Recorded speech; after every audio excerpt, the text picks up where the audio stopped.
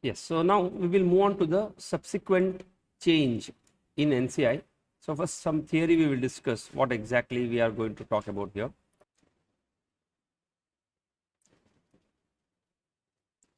So there can be transactions where parent sells some stake in the subsidiary without losing control. Like you are already having 90%, you sell 10%. Did you lose the control? No. Or you may buy additional stake, but after controlling stake. It's not that when you are 40%, you have purchased 20%. You are already 60%. You already have got a control, plus additional 20 you buy. Now we have to do the accounting, which is subsequent change in NCI, because any actions you do, either you buy or sell, your NCI is going to change. So we will look into change in NCI, but after without loss of control.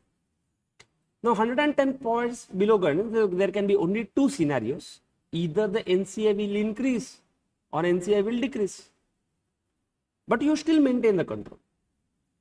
So sale of shares by the parent, this results in increase in NCI. So previously you are holding 80%, NCI was 20%. You sold 10% stake. Your stake came to 70%, NCI will increase to 30%. Now the new NCI which comes now, that 10%, should be the proportionate fair value of net assets with the goodwill balance of subsidiary as on that date. Obviously, no. For the first time when you recognize NCI, which method of valuation you adopted? You had a choice. The choice is fair value or proportionate net asset method.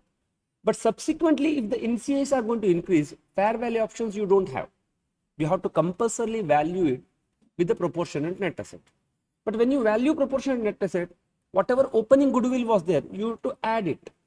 Obviously, no. Because when you sell someone, say, suppose there is 100 rupees worth of bottle. You purchased at 120 rupees. What is the premium you paid? 20 rupees premium you paid. And when you sell this to third party, will you sell at 100 or 140? Whatever 20 rupees you want to recover, no. So when 80% was paid initially, there was a goodwill. Out of 80%, 10% you sell. Will you not load that part of the goodwill also on your sale? Yes, so you should add a proportionate fair value of the net assets with goodwill. And any difference between the consideration what you paid, what you received, and the NCI should be equity, not P&L, remember. So the accounting entry will be first thing, easiest thing, always plot first, bank account debit. The moment they say parent has sold 10%, bank account debit. Credit NCI, how we have to calculate this number? The differential figure, you say, sir, it is profit and loss. No, because when I associate is sold, it is profit and loss. So when I sell my investment, it is profit and loss. But the standard says since you have not lost the control, it should be taken not to P&L, straight away to the balance sheet. Logic. See, what can happen after you get a control over subsidiary, you can use their money, no, to buy additional stake and all. That's why it is not considered as a P&L transaction. Standard very categorically says you have to keep it as a balance sheet, because the profits realized on the sale is a period undistributed profit. See, today if at all you have made gain 10% profit for selling this 10%, if at all you have made a gain, from where did the gain came from? Because previously subsidiary has made a profit, their retained earnings have increased. This share you have already taken in your P&L account. And by selling again, if you take, it is not a double counting.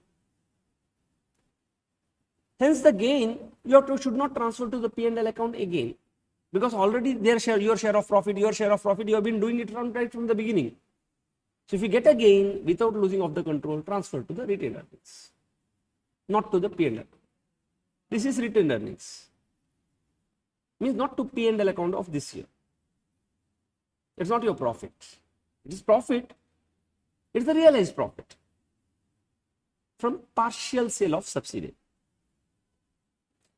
Now what if you purchase from the NCI? That means previously you are holding 80% plus 10% you buy. The NCI you have to derecognize. Bank you have to credit. This is much easier, because anything derecognition always proportionate book value. No, your calculation is not involved, because already NCI is shown at some particular value which you have calculated, opening balance plus share of profit minus dividend plus share of profit, adjustments and all, you got one closing balance. How much did you sell? Say 50% of it, because when it was 80%, 20% was NCI.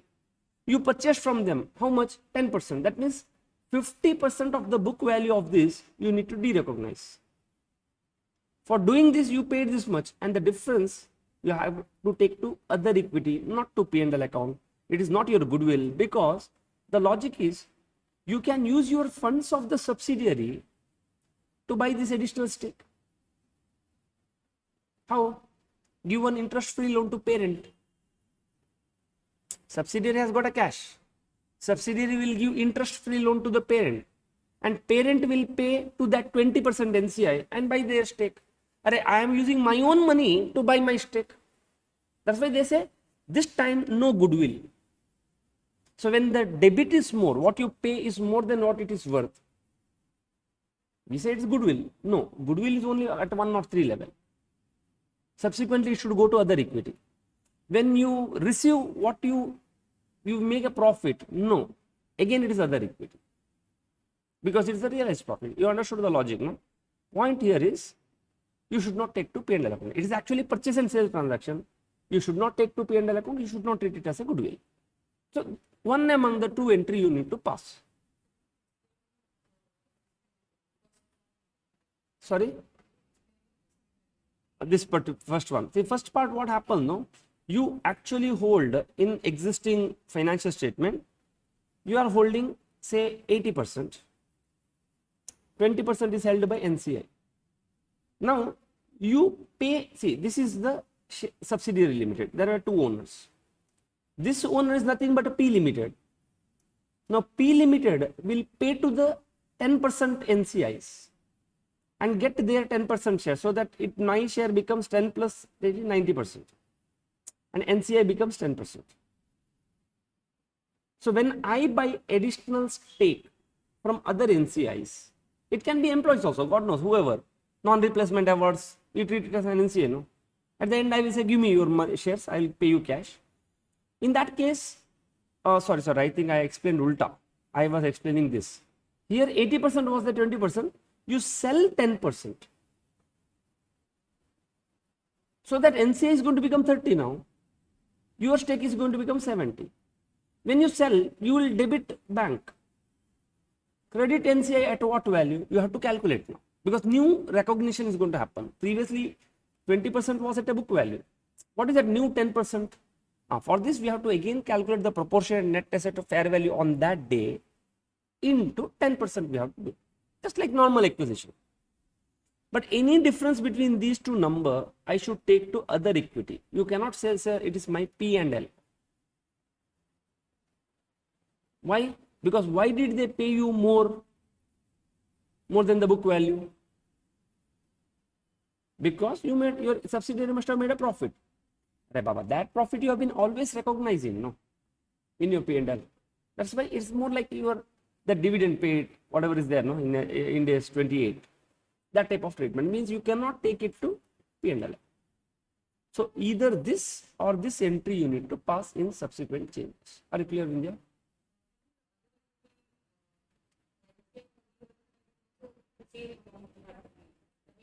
If you are going to close, like you are purchasing shares from NCI, currently my NCI is 20%, going forward it is 10%. So my NCI is a credit balance, now you debit NCI. But at what value? At a proportionate book value. Already it is existing in book value, you reduce it. Credit bank. Any difference, don't tell it is goodwill or capital reserve. Take it to other equity. No P&L effect is going to come, or no goodwill is going to come into picture. Yeah, so we'll solve some problems so that you can appreciate. Then the last part is the loss of control.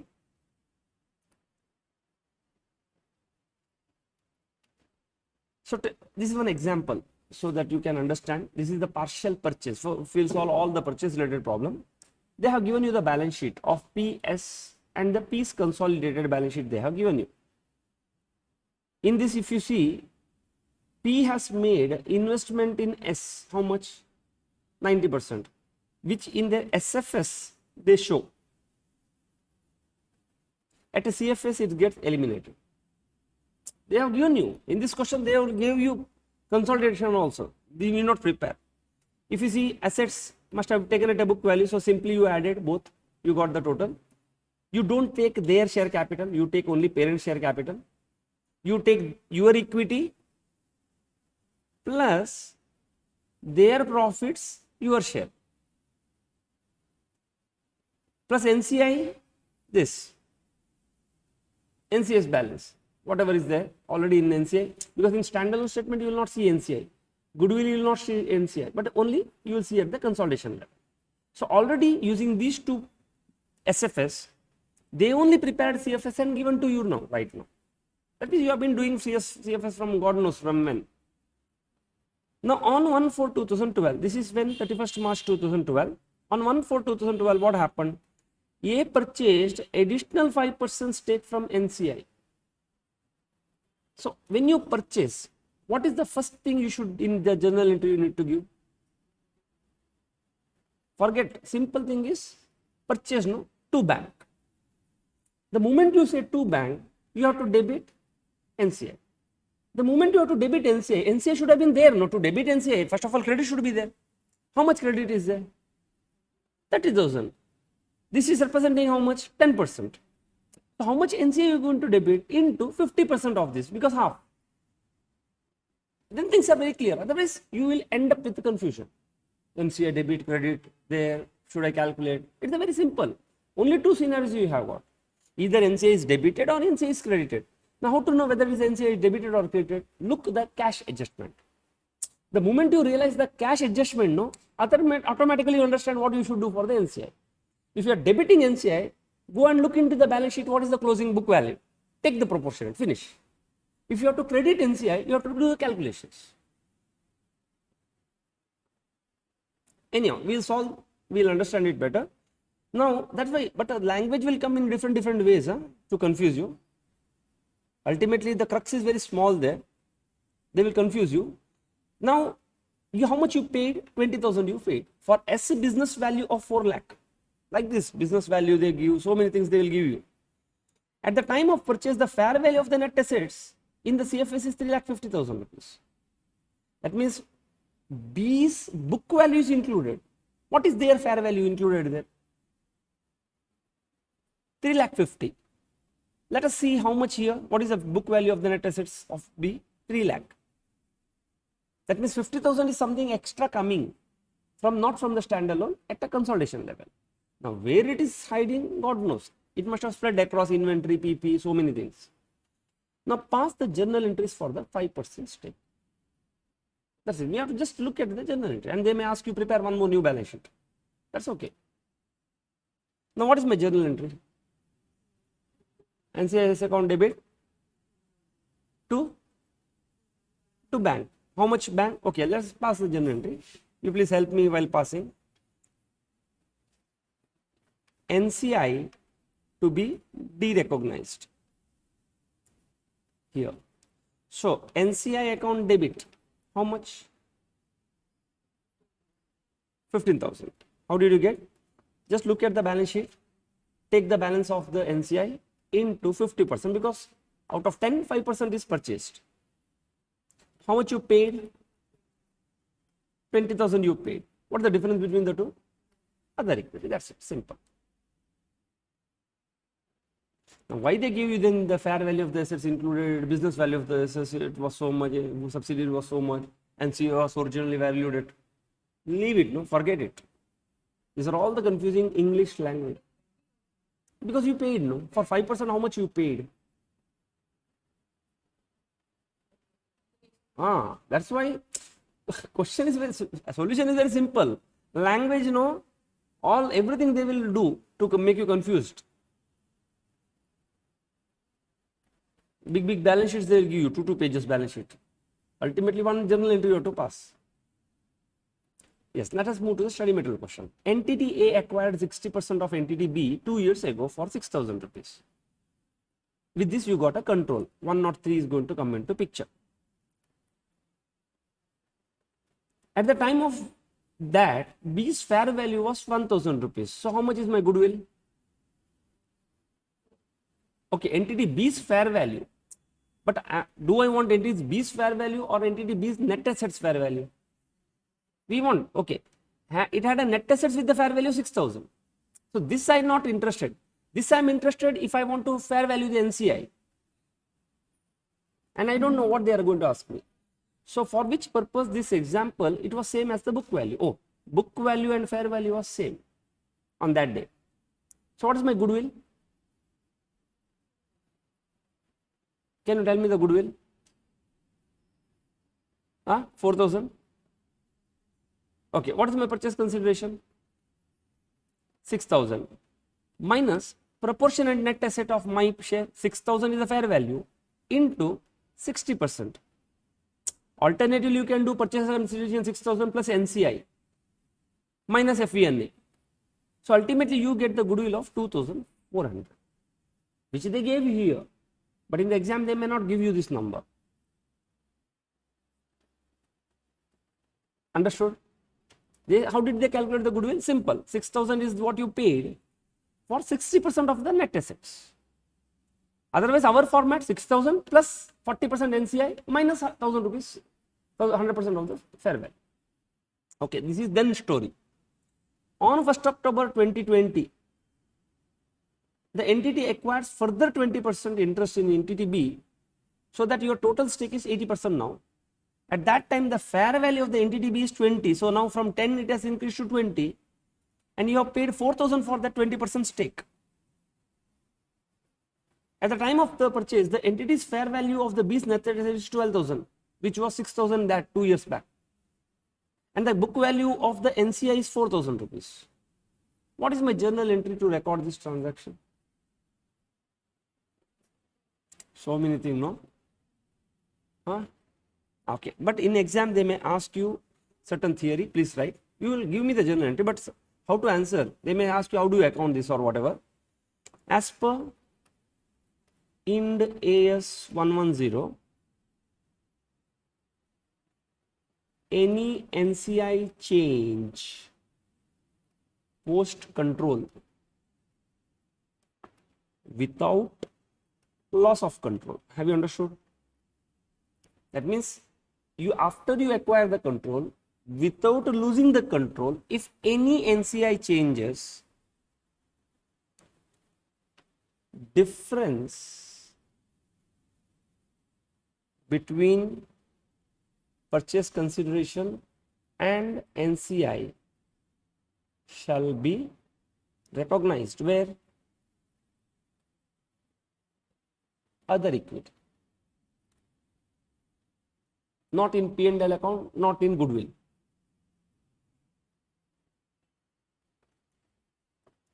Since further 10% acquired, 10 no,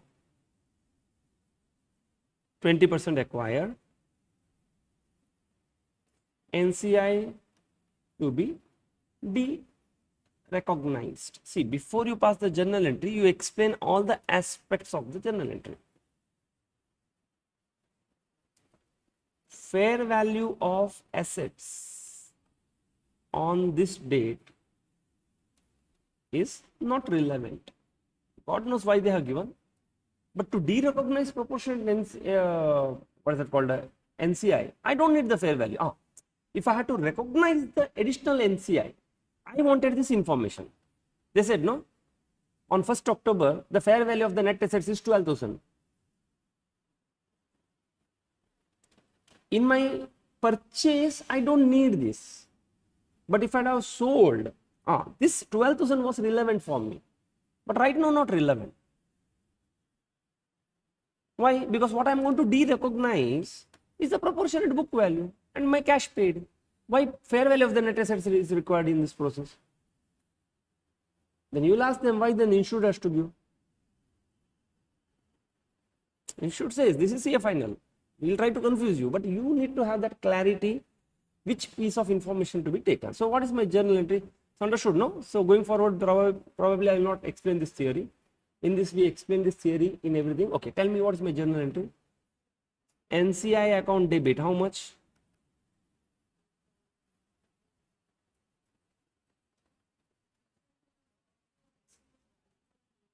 Why I want on day one? When you are selling today, what is its value today? 4,000. What if they would not have given you? Yeah, see, when you acquired this NCA sometime 2 years back, did the same balance remain? It changed, no? That's why today's day, on 1st October, when the NCI sold and you purchased from the NCI, what was the book value of NCI in your CFS? Opening plus fraud. What is that balance today? Yeah, if they don't give you, you have to calculate. Have they given?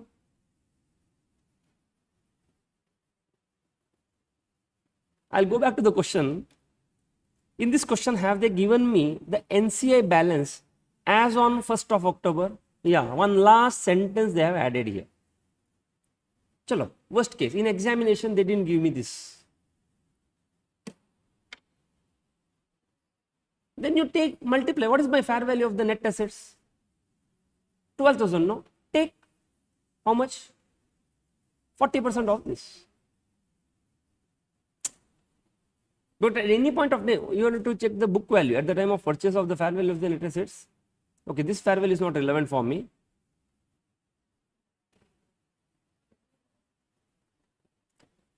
I wanted the book value of the subsidiary as on the date, like, so not the fair value only I wanted at a consolidation level. Anyhow, we'll see. I'll show you. If they don't give me, we have to calculate, because already I told you at any point of time, if I take my subsidiary's net assets, do the fair value adjustment to it, which is done at the time of business combination, multiply 40%, I should get the book value of the NCI. Okay, have we done one question where we have taken that ABCD subsidiary? There we have to calculate the opening and closing balance of NCI. When we have to calculate the closing balance of NCI, I told you there are two ways to calculate. One, opening balance of NCI plus share of profit, or just take the closing net assets, multiply with the percentage of NCI. So if they don't give you this information, what was the book value? Because in the previous question, balance sheet only it was available there. They would have given you net assets of the subsidiary. Take 40%, you got that. Ultimately, you want the book value of the NCI.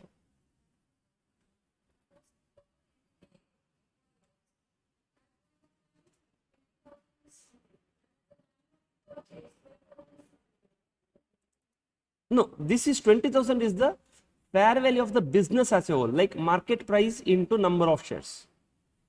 This net assets is the fair value of the PPE, deferred tax, inventory, individual assets fair value. So when you see the fair value of net asset, it is individual assets. When you say fair value of the business, it is the market price as a whole. No, we are interested in when the business combination happens. On what basis you pass the entry? Business value as a whole or individual fair value of the net assets? We call them identifiable assets. You come across this language, no?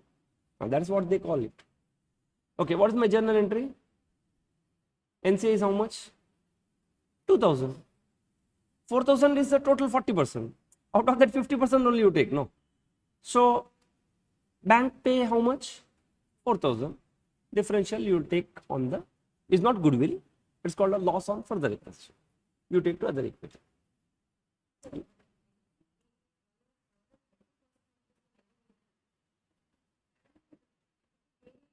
This is what they paid, bank, entity A. Now, who is going to pass this entry in CFS? Entity A is going to pass this accounting entry, where they will credit bank at CFS level, debit NCI by 2,000, because going forward NCI is no more 4,000, it is 2,000. SFS, what entry they will pass? Tell me. Investment debit to cash. Now, where NCI question comes in SFS? 4,000 will come. Additional investments take purchased. Sorry? How much is the previous NCI? 40%, no? How much you originally acquired? 60%. If you acquired 60%, 40% is NCI.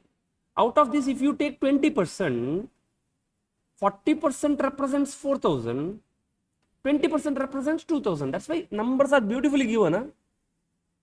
See, perfectly drafted numbers.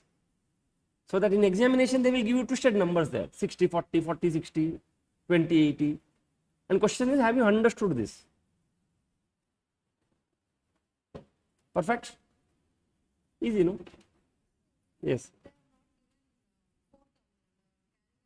Yeah, it is difficult here to calculate. We will see some other question. If information they don't give me, how I can say?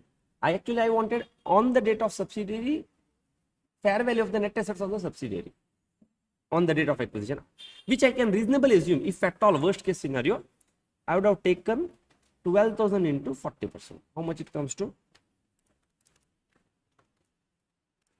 4,800. Instead of 4,000, I would have taken 4,800, if at all. Because at the time of purchase, what is the fair value of the entity's B's net assets? 12,000. How much is NCI? 40% in their holding. That's their book value. Provided on the date of acquisition, I have followed the NCI using proportionate net asset method. If I would not have followed, if I would have followed full goodwill method or fair value method, this multiplication I cannot do. Then the only way available to me is opening balance plus share of profit plus share of OCI minus dividend. That would have been my event. Understood? No? There are two ways to calculate the NCI.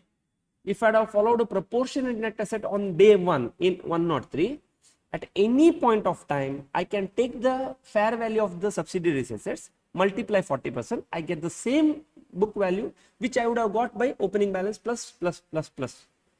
But if on day 1, if I have followed fair value, this multiplication at any point of time is impossible. Then the only way to arrive at the NCI balance is opening balance plus share of profit for the first year, plus share of profit for the second year, plus share of profit for the third year, minus adjustment, minus goodwill impairment, yeah, whatever. That should be the closing balance.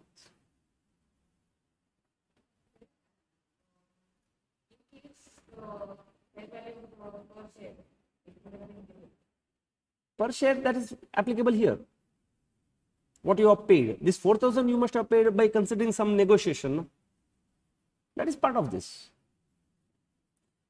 Yeah, we'll solve more problems. It's simple, no? Ultimately it's simple, but they try to confuse you with the different languages here. Okay, let us move to question number 23. A Limited acquired 10% additional shares of 70% subsidiary. So previously 70-30 was the NCI. The following is the relevant information in respect of change of interest on the basis of the balance sheet finalized on 1/4/2010. Now, on the date of acquisition, how much investment in subsidiary in the SFS was there? At the cost 14,000. Purchase price for the additional, so you acquired a 10% more. Now going forward it becomes 80-20. For purchasing additional you paid 2,600. So to bank 2,600 in your mind. Since the NCI got reduced, you have to debit NCI account debit. At what value? Proportionate book value. Now have they told you? Because when I talk about a proportionate book value, in SFS I will not find NCI there. I need CFS. In NCI CFS, the book value of the NCI is 6,600 today. So how much I will debit NCI? 2,200. How? 1/3 of it. Because I sold 1/3. 10% out of 30%. Consolidated profit and loss account balance is there. Goodwill is also there. Leave it. The reporting date is 31st March 2010. Prepare the note showing adjustment to the change of NCI. Should the goodwill be adjusted for the change? No. It is the same story because previously also we have written the theory there. For any differences, we should not touch goodwill again. This is why? What is the reason? Because we have acquired additional stake without loss of control. Loss of control. That means after acquiring control, without loss of control, the proportion changes. So neither goodwill nor P&L comes into picture. In both the side, other equity will come into picture. Okay, right? They asked us to note, no? So same theory we are going to write what we have written previously. No adjustment to goodwill. Okay, again I am not going to write. Followed, no? So my theory will be like this. As per 110, post acquiring the controlling interest, without loss of interest, loss of control, if subsequently NCI is going to change, the difference between the NCI book value and the fair value of the consideration received or paid is attributed to the other equity and not to P&L or not to goodwill. This is the standard theory you are supposed to write anywhere they ask you journal entry. But there is nothing here. This is the journal entry is the only thing. At the same time, you need to say, since you have acquired, NCI has to be de-recognized, which is proportionate book value. Okay, then write, but you have written one line, enough, no adjustment to goodwill. NCI account debit, how much? 2,200. To bank, 2,600. Since we already told that we are not going to touch the goodwill, you will write other equity account debit.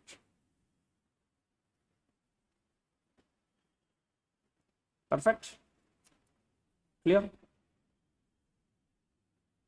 Yes, so we'll move on to the next question. So we'll see in different ways how they will give us. A Limited acquired 70% stake in B on 1/4/2010 when the fair value of the net assets was 200 lakhs. During the year 10-11, B made a profit of 100 lakhs. Okay, now we know that we can calculate the goodwill with this. What is my goodwill? How much did you pay? 150 you paid. It is in SFS of A.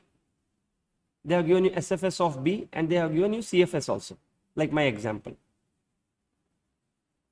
You paid 150 for 70% stake. So 150 minus, what was the fair value of the net assets? 200 into 70% means 140. Alternatively, you say 150 plus 100% of 30% of NCI minus 150, you got 10. See, that's the goodwill 10 here. Now this is when opening. Investments are there, cash, investment got eliminated, you consolidated both the values and the difference, that fair value, what was the book value? 300 minus, 300 was the book value, 200 was the fair value. So fair value got adjusted. Now if you see here, NCI balance is 90. How did you get this NCI balance? How did you get this NCI balance? What was the NCI opening balance?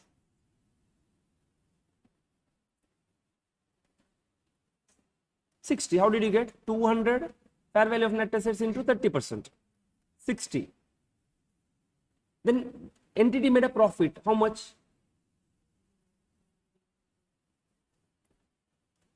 100. So add share of profit, 100 into 30%, 30. So 90. Oh, this is the closing balance sheet, financial. That means acquisition happened on 1st October. You prepared goodwill entry, enough. That is sufficient for me. At the end of the year, they prepared a consolidated balance sheet and the closing balance of NCA is shown to be 90.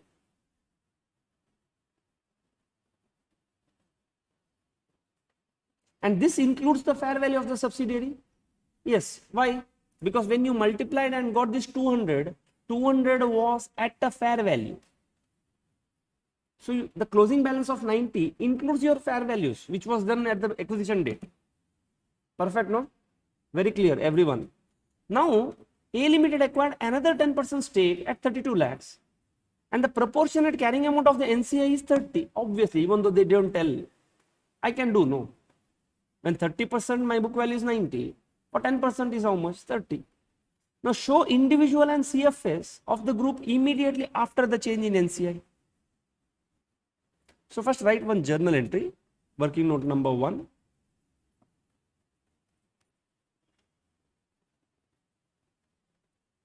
Journal entry for 10% purchase. Okay, first write the heading SFS of A Limited. They asked me SFS of A Limited. What's the question? Show the individual and consolidated balance sheet of the group immediately after the change. So if I have to prepare an SFS of A Limited, what journal entry I am going to pass on 31st March 2011 when I take this 10% additional? Question is clear? No, my question is clear to you. You are going to prepare SFS of A Limited. They have already given you an SFS of A Limited. but that do not include 30%, 10% acquisition. If you go to this SFS, you have invested 150. This 150 represents how much stake in B? 70% or 80%? 70%. How do you know? Arey Papa, we calculated, no? 150 minus 200 into 70%, 140, that showed the balance of goodwill. From this, we came to know that 150 is for 70%. Then on 1st April, you acquired additional 10% stake for 32 lakhs. So in SFS, should not A Limited pass one accounting entry? What is that entry? Exactly. That's why the moment you understand the question very well, solution comes to you. You don't understand the question, you will wonder. So in examination, spend time on the question. Don't run. Don't jump. Because unless you have understood the question, you cannot solve that. Spend time on understanding properly. Then your solution will be much faster. But problem with us, no, including me also, we don't want to spend time with the question. We focus on the solutions. And that creates a problem. Okay. What is my journal entry? Investment to bank. How much? 32. Yes. Now we'll prepare the consolidated balance sheet. See, probable. Okay, maybe. I don't know. When they purchased, have they told you? Okay, we can change this to 1st of April. Yeah, because, yeah, correct. Consolidated balance sheet I have given on 1st of April. Very easy question, probable question. Asset, non-current assets. What is my PPE? 627, no change. SFS, no? I wrote the heading, right? SFS of A Limited. Because they asked me both SFS and CFS. Question is very small, very simple, but tricky. Then I have got a financial asset. Under financial asset, I have got investment. How much? 182. 150 for 70% plus 32 for 10%. Then I have got a current assets. Under current assets, inventory is not there. Financial assets. How much? Cash. 200 minus 32. Arey Baba, journal entry I have to give both the effects. And then I have got other current assets 23. So I have got a total assets of 1000.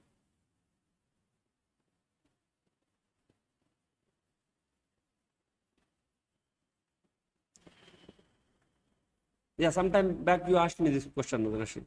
What I will do in SFS? This is what I do in SFS. Are you clear, students? Now I need to go to the equity side. Equity share capital is how much?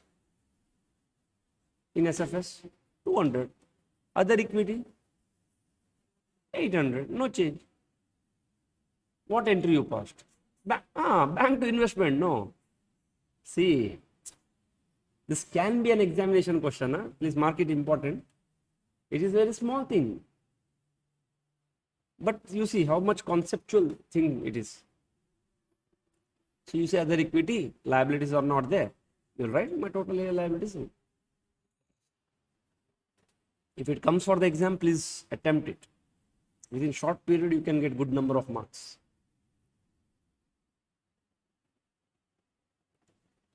Done? Write the heading in CFS.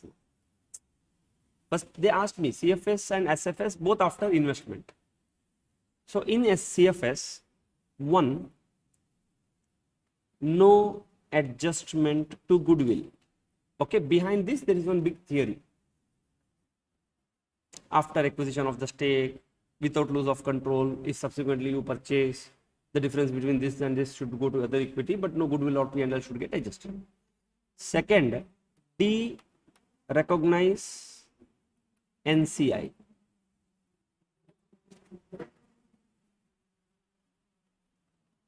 Okay, again is represented by one theory, and then this should be supported by one journal entry. What is my journal entry on 1/4/2022? 2011.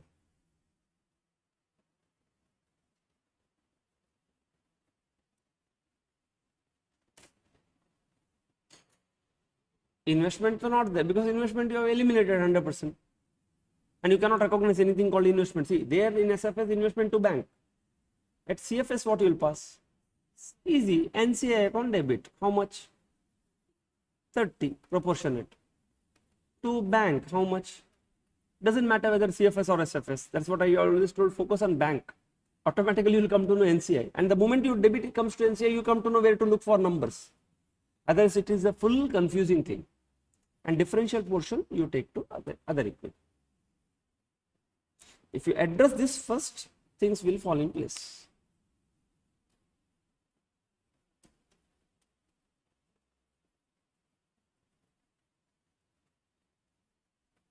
Yes, sir. So can you prepare CFS? Please pause the video and prepare CFS just like we prepared SFS.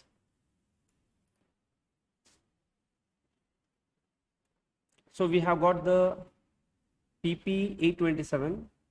Goodwill is going to come 10. Cash will reduce and it's 198. Current assets 93. 1128 is the balance sheet. On the liability side, we have got equity share capital same 200. Other equity is going to get reduced by that 2 because of that adjustment. NCA will get reduced by 30 and my 1128. That's it. This is a law change in the NCA in the form of purchase. What if I sell? So if I'm going to, let us take one more example. So they gave me the balance sheet on 31st March 2011. On 1/4/2011, P Limited acquired 90% of shares of S Limited for 2 lakhs. It's the same first example. Fair value of the net assets also 2 lakh. Good. Both were the same. Now with this, what is my goodwill? Simple. 2 lakh minus 90% of 2 lakh.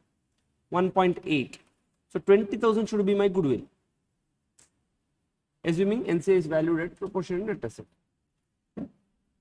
Then they gave me the balance sheet also. Oh, I can see here 20,000 is the goodwill. But the NCA balance is 30. How? It is 2 lakh into 0.22 is the NCA because I acquire 80%, which comes to 20,000. Plus subsidiary made a profit of 1 lakh. Out of 1 lakh, 80,000 I will transfer to other equity. 20,000 I will, 10,000 I will, sorry, how much? Stake is 90-10. 90,000 I will transfer here because 6 lakh plus 90,000. And 10,000 I will transfer to NCI. So my NCI closing balance becomes 30,000. In every single question, we used to buy the additional stake. So NCI is to get reduced. Always we used to focus on this number. But in this case, what happened? On 1/4/2012, immediately in the next day of this balance sheet, P Limited sold 10% of the stake for 40,000. First thing, bank account debit 40. The moment you do bank account, you have to say 2 NCI. 2 NCI happens only first in 103. First time NCI comes when 103. How do you recognize the value of that? You say, sir, there are 2 measures, 2 ways to measure fair value or proportionate net asset. But subsequently, there is only one method, which is the proportionate net asset method. No fair value method again. Again, see, because, see, maybe the logic is something like this. When you acquire a controlling stake, it is one of the big event. Followed, no? Like what happens? Due diligence you do, this you do, individual assets valuation and all you do. It's like a marriage. Marriage means first time marriage means so many this thing, so many thing. After marriage, everything normal, no? After that, okay, what happened? Some first marriage anniversary happens first year. Will you do the same celebration on big hall you arrange, you call everyone, today is my marriage first year anniversary? No. Like this, when subsequently transaction happen, you don't spend that much money on due diligence, this, that, because you already have the control. You know the in and out of that business. Followed, no? That's why because fair valuation is a big exercise. No, you have to call people now, pay them money. Will they do free of cost? So subsequent, that's why maybe, probably from the commercial sense of view, they said fair value is not permitted. Follow? So now my balance became 80% from 90%. At the time of the sale, the fair value of the net assets of S included in the CF is 3 lakh. I am interested in this. It's 10% I need to take. So what's my journal entry here? First of all, bank account, right? Solution. Bank account is debited. How much? 40, because by selling my 10% stake, I got 40,000 rupees cash. To NCI, I need a calculation. On this day, what is the fair value of the net assets? 3 lakh. Does it include goodwill? No. Goodwill is already sitting in my balance sheet, no, here. Will I not give one portion of that also to the new NCI? Because when I acquired this 90%, I paid a premium. That bottle example. And one portion when I sell it to third party, should I bear that balance 20,000 for me only? No, one portion of this I'll give to the new NCI now. Let them take. So add plus 20,000. That's what the standard says. The new NCI should be valued at the fair value of the net assets including goodwill, because fair value of the net assets will not have the goodwill there, into 10%. So it is 32,000. And the differential figure you say, sir, I made a profit. Because I sold 32,000 worth of asset, got 40,000 rupees. I will take to P&L. But standard says no. Take it to other equity. Are you clear?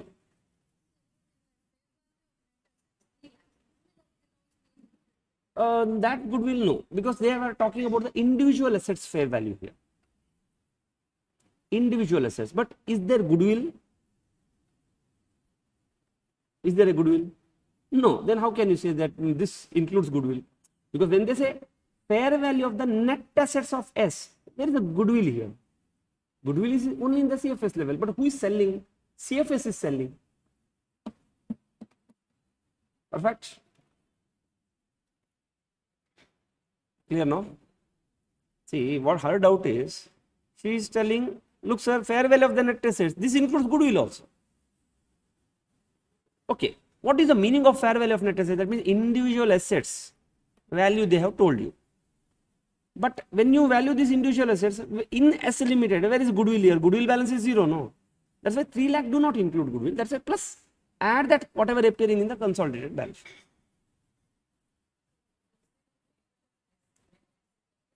S limited subsidiary included in this consolidated balance sheet. How did you get this? Probably you would have got the book value plus the fair value adjustments. Anyhow, this is my example. Let us see the study material questions, which form they will come.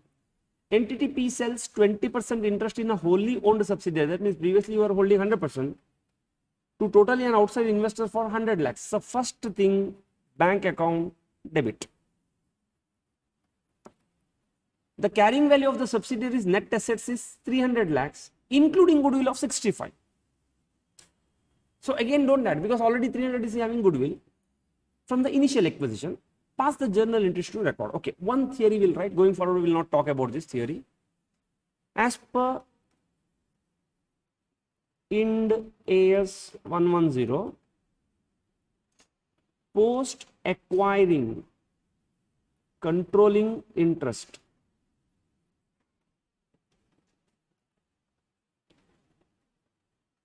if NCI changes, difference between consideration received, this time not paid. Same theory, ulta. There you speak about goodwill, here you don't speak about goodwill. Consideration received and NCI value is recognized. I'll read it again. As per 110, post acquiring the controlling interest, if the NCI is going to change, the difference between the consideration received for sale and the NCI value is recognized as other equity, not P&L. New NCI is at proportionate net asset with goodwill. There you speak about the derecognition of the NCI. Here you say new NCI will be at the proportionate net asset with the goodwill. So it requires a calculation. Previous was very simple. Just look at the closing balance of the NCI, derecognize the proportionate value. In this case, look for the fair value of the net assets, add goodwill, multiply that percentage. So can you tell me the journal entry? Look at the question. Bank account debit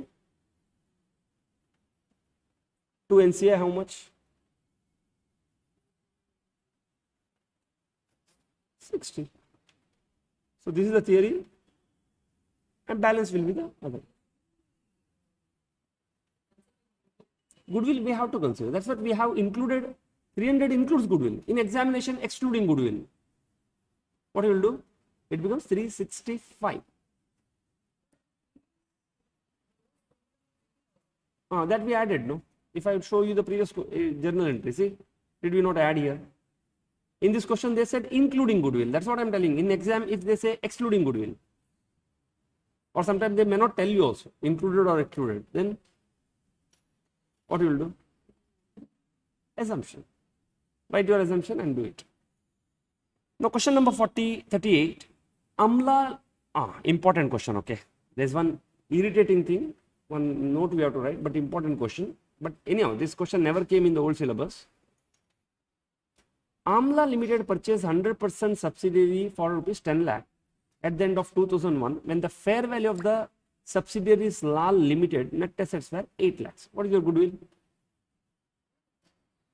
2 lakhs is the goodwill.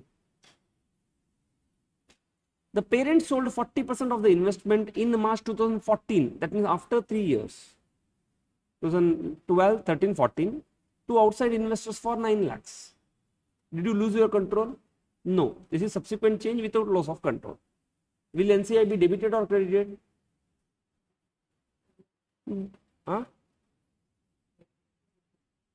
Confusing, no? Will the bank account debited or credited?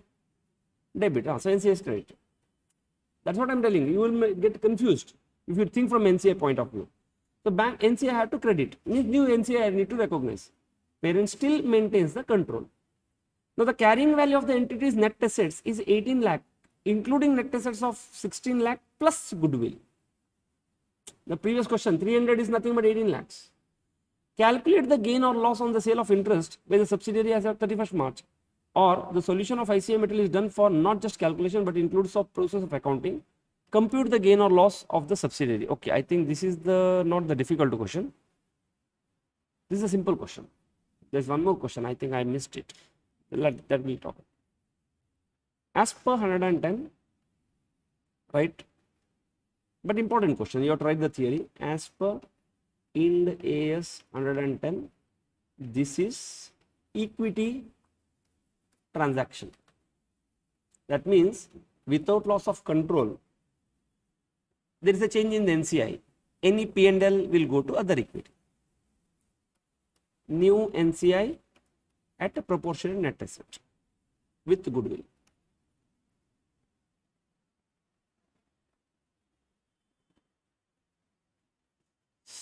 Okay, yeah, same. Because question is very silent here. Calculate the gain or loss on sale of subsidiary. They are not telling where. What we need to do, we have to do it in SFS also, CFS also. You remember we passed one entry and prepared a balance sheet in SFS also, CFS also. Similarly, we have to calculate the gain in SFS, CFS also. But the question is very silent. That's why I told you it's an important, irritating question. So write the heading after this theory, gain on sale in SFS. Gain or loss on sale in SFS. Can you tell me, students, what will be my gain or loss in SFS? No, not entry. I have to do a calculation. If I have to do a calculation, will I made a gain or loss in SFS? How to calculate? What I will write first? How did you get? You always see whether it is an investment or whether it is a machine, always you start with the sale price, no? Any asset, if I ask you, did you made a gain or loss? You always start with what did you sell for? How much you sell for? 9 lakh. Minus what you always minus? Cost you will minus or book value will minus. Here it's same. Why? If it was an asset, you would have deducted book value because depreciation would have charged. Here book value or cost one and the same, because as per Ind AS 27, it would have been at a cost. It could have been alternatively at FVOCI also. Then recycling is going to come into picture. You have to write that also, no? You can't write half here. So what is my book value, or in bracket I will write cost?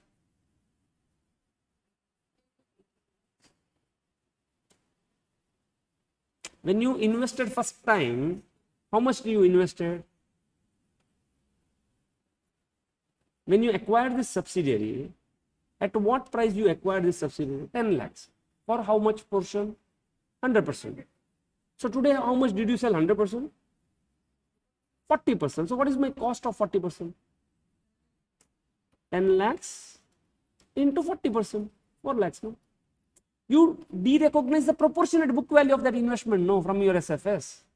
So 5 lakh is your profit gain on sale, which you will take in your SFS to P&L account. Why OCI? How this investment is valued in my standalone? If it is cost, then it should go to P&L account, no? OCI it is going to go only if it is FVOCI. Equity investment in subsidiary at cost. When you have invested and showing at a cost, and when you sell that asset, P&L should go to P&L only, no? Profit should go to P&L only. If you would have taken this investment at FVOCI in your standalone and you made a profit, you take it to OCI, and from there you will take it to the retained earnings. FVTPL, there is no, that's what. But if it was an wait. If it was at an FVTPL, will this deduction be at the cost? No, it would have been at a fair value. So proportionate profits, you would have booked all these years. We are in the 3rd year now. If it was FVTPL, see, one lump sum amount you will take to P&L account today. Why? Because you showed at cost.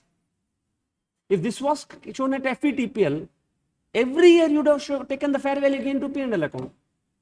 If it was FVOCI, every year gain you would have taken to OCI, accumulated it. This year's gain also you would have taken there, and from there you would have taken to retained earnings. Very clear, crystal clear. You can imagine, no, what I am imagining. Very good. So on sale, you have to recognize in your separate financial statement in the P&L account. Yes, Vishnupriya? You are getting connected. Okay. See, what I am trying to tell here, this investment is shown at cost in your standalone financial statement. Totally silent question. All goes with your assumption. By looking at the solution, this is what I assume. So because you have taken at cost, the difference between your cost and the market price, or sale price, you will take to your P&L account. If you would have shown in your standalone shown at FVTPL, definitely 4 lakh would not have been your book value. It would have been something more. So what you take to P&L account right now would have been a very small amount, because from time to time you have been taking it. But time to time it was unrealized. But today it got realized. If it was at FVOCI, from time to time you would have not been taken into P&L account, you would have been taken to OCI. This value would have been something more. And difference you would have taken to OCI, and from there you will recycle it. Sorry, no recycle, means straight away take to retained earnings.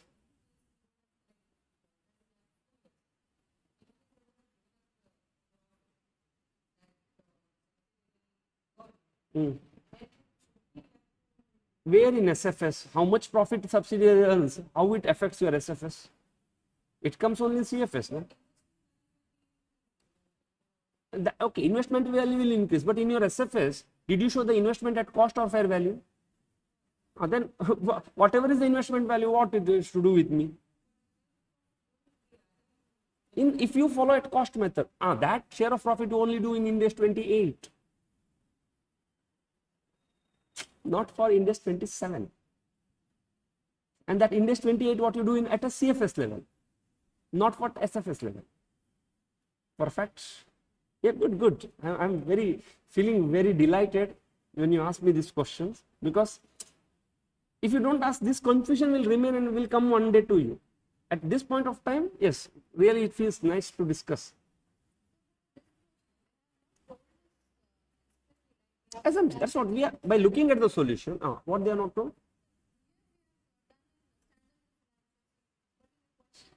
Not told, that's why I told you mark important, because in the solution they have done it, probably in the examination they may ask you. The question is not complete here. So you can give note also that these things they have done. Okay, now let us talk about the CFS. P&L or gain or loss in CFS. Can you tell me what is my gain or loss? How do I start with? Always sale price. How much? 9 lakh. Minus. See, to investment, there is no investment only. No, 100% I derecognized. So in CFS, how my gain or loss is decided? Based upon new NCI value. What is my journal entry? Bank account debit to NCI. No. The difference between that is my gain or loss.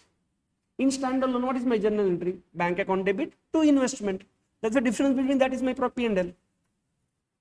Perfect. So how much is my NCI value now? How did you get this? 18 lakhs. Have you added goodwill? Yes. Into 40%. 7 lakh 20. Because of this, there is a difference between what you recognize at SFS level and what you recognize at a CFS level. What is my journal entry here? Bank account debit to NCI to other equity, not P&L, because we have already told the note. One more new note you have to give here. Okay, that is one. Please, if this question comes in exam, it never came in the old syllabus. If at all, in the worst case, if it comes, you have to write explanation for why in standalone you made 5 lakh rupees gain, in CFS you made 1.8 gain.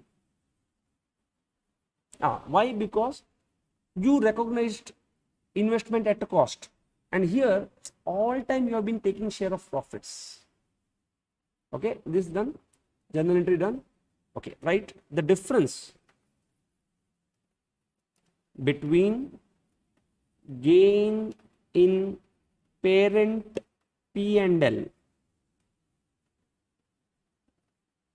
and increase in CFS equity is how much? Rupees 3,20,000. How did you get?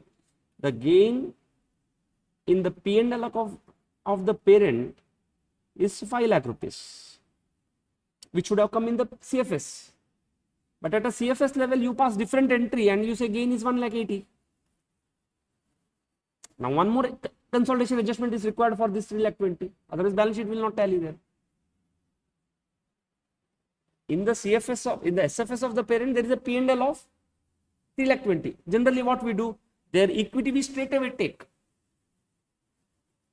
But a problem comes, I will pass one different entry at the CFS level. Because of the gain should have been 1.8. Now, the difference represents, okay, they didn't ask us to pass any entries for this. What is the difference of this 3,20,000? It is parents' share of post-acquisition profit of subsidiary. How did you get? 16 lakh is your net assets minus opening net assets 8 lakhs when you acquired into 40%.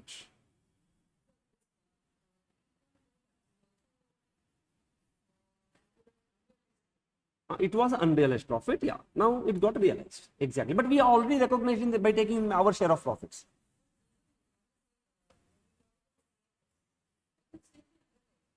No, now you realize, no, because you sold the 9 lakh rupees, no. That 9 lakh includes this. No, you sold to, that's what the question says. You have, at CFS level, you said very clearly that it has been sold to some third party. They said no, that 9 lakh, 40% over whatever stake, 40%, Whom you sold?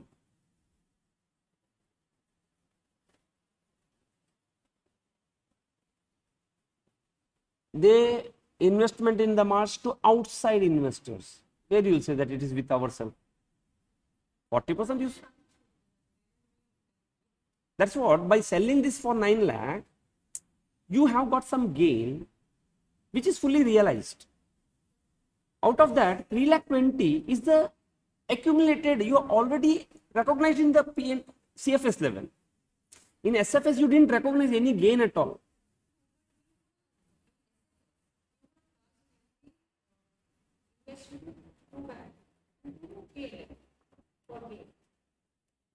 Investment, no, bank account debit, no, because you sold. That's what entry we passed here. Bank account debit, investment account credit to gain 5 lakhs. This is fully realized gain. At the CFS level, realized gain is how much? Only 1.8. 3.2 was unrealized, but you are already recognized in the earlier years. That's what you are trying to explain there. Journal entry wise, it is a little complicated. Okay, let us not spend time, but you have to think here and write that difference is that 3 lakh 20, which is retained in subsidiary till now, and reported in CFS. That's it. So, to just tell one explanation that the balance amount is something. So, journal entry wise, what you need to do, you have to reverse that much of P&L now, if you are asking, because it is no more P&L at the CFS level. It is CFS it is the profit at the SFS level, but it is not a profit at a CFS level. Why? Out of this, 1.8 itself is the profit which should be taken to other equity. So, I have to reverse and pass new entry here. First of all, never came. Okay. So, don't worry, they will never ask you also. If at all this question will come, this will come on a standalone basis. So, this narration, this explanation is very important. Yes, so we will move on to the next question. Understood, no? Entity A sells 30% interest in its 100% subsidiary to outside investors at an arm's length price of 500 crores and retains 70% at the time of sale. The book value of the subsidiary's net assets in CFS is 1300. Additionally, there is a goodwill of 200 that is on acquisition. Entity A initially accounted NCI at the proportionate fair value interest in the subsidiary at fair value, and it recognized the subsequent changes in NCI at the proportionate share aggregate of the net identifiable assets and associated goodwill. Some story. They said that initially you accounted the NCI representing present ownership interest, that means equity NCI. This is called equity NCI because these NCI represent present ownership interest in the fair value. Only language here. What they say, they valued the NCI and it recognized the subsequent changes in the NCI in the subsidiary at NCI's proportionate share of the net assets, of net identifiable assets and associated goodwill, which goodwill should have been added here. This is the meaning of this sentence. How you should account this transaction? Again, we will write the same story first. Solution. P&L in other equity. Okay, tell me the journal entry. And you can write one more sentence. New NCI at a proportionate net asset with goodwill. Enough, no?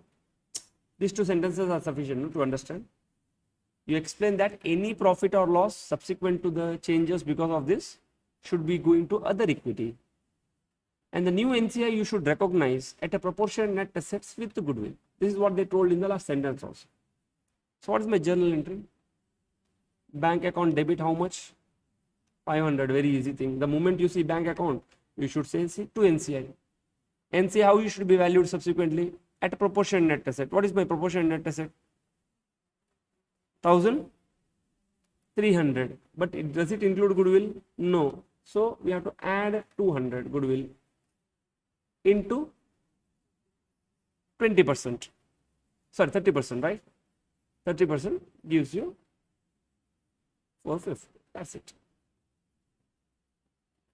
So ultimately 2 journal entries we have to check.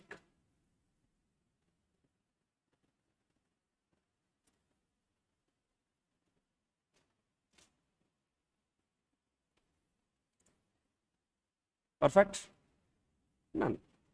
So if we look into all this loss of control, I can see that there is only 2 questions which is probable. In that 2 questions, they asked us one CFS and SFS in the first portion. That's a highly probable question. Practice it properly. And if you give second importance, give the second importance to this AMLA question. Then other questions are fine, relatively okay. Don't expect that they will include this in some other adjustment and also. So this is all about your subsequent change. Easy, no? Only 2 journal entries. Okay, so the last aspect is the loss of control.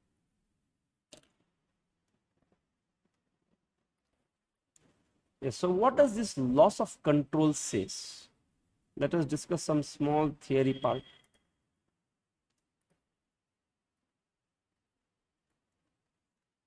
See, loss of control is the opposite of 103. In 103, I passed one journal entry, net asset account debit, goodwill account debit, NCI to purchase consideration. Here I will pass one ulta entry, bank account debit, NCI account debit, to net assets to goodwill. Because you stop preparing CFS. Because you lost the control. Maybe it can be less than 50%, other person become a majority there, I was already a minority. What knows? No. In today's day, you cannot, general, maximum time we will evaluate by considering the percentage holding. But there can be any reason where you might have lost the control. Now, how we should do? It can use the number of ways. Like, for example, loss of control can happen due to outright sale. You may sell full 90% stake only you sold. Or you sold 80% stake and retained 20%. Any combination can happen. But ultimately, you lost the control. Or due to partial sale, you had a 60%, you sold 20%. Outright means you, whatever you had, everything you sold. Or deemed loss of control, that means you didn't do nothing. You are sitting and doing your work, automatically you lost the control. How? Because your interest of the parent got diluted because new shares were issued to the new investor. You remember one question? Those 2 people were there, they had the option of 2000. One new investor came, he was given option of 25,000. So option, will it give control? In 103 we discussed it. Then we checked, okay, without this option, 49% stake, with exercise of this option. Like that, new investor could have been given, no, you lost your control. Or loss of control on relevant activity. You have got a stake, but a control over relevant activity is taken over by somebody else. Or shareholder agreement might have happened. We discussed already 2 people, we previously all 17,000 people were there in that little angel.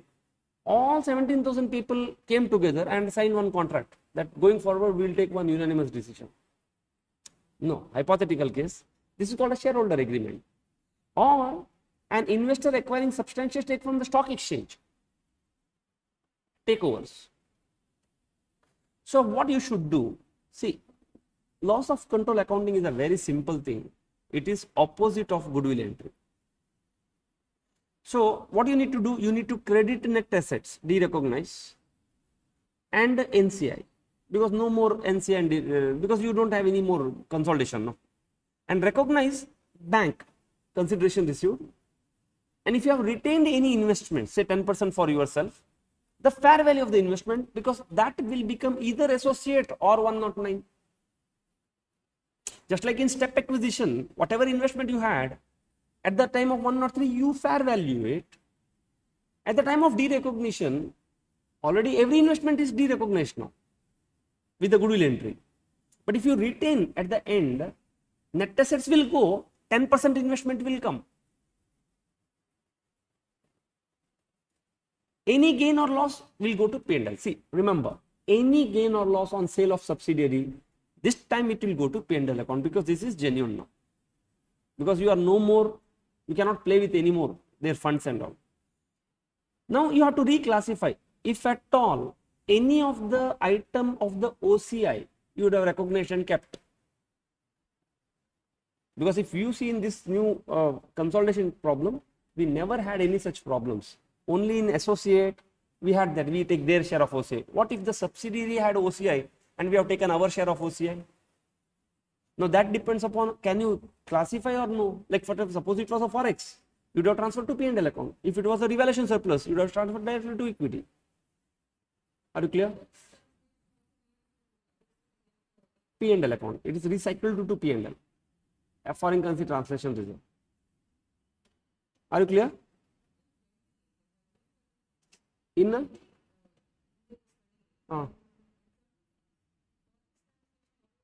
no, it came in 103 actually. In 23, there was no foreign currency translation reserve. In 103, what happened? No, in step acquisition, there was one associate that 50, 850, 700, 150, 50.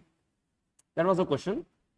There was a step acquisition, and already my associated had recognized some share of OCI.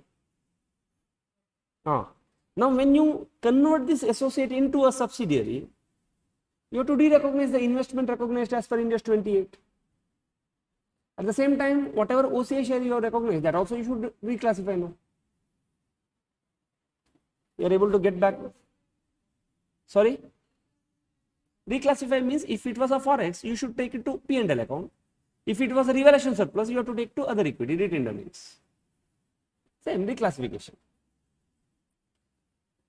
Now, it can so happen, see, for example, MN Limited is having 80% stake in UV Limited, for example. Now, on 31st March 2023, it want to sell entire 180% stake. What can happen? You will sell, but ultimately the difference between your sale consideration and the whatever net consideration, where it will go? P&L. But MN Limited don't want this impact to come in P&L. Can it be avoided?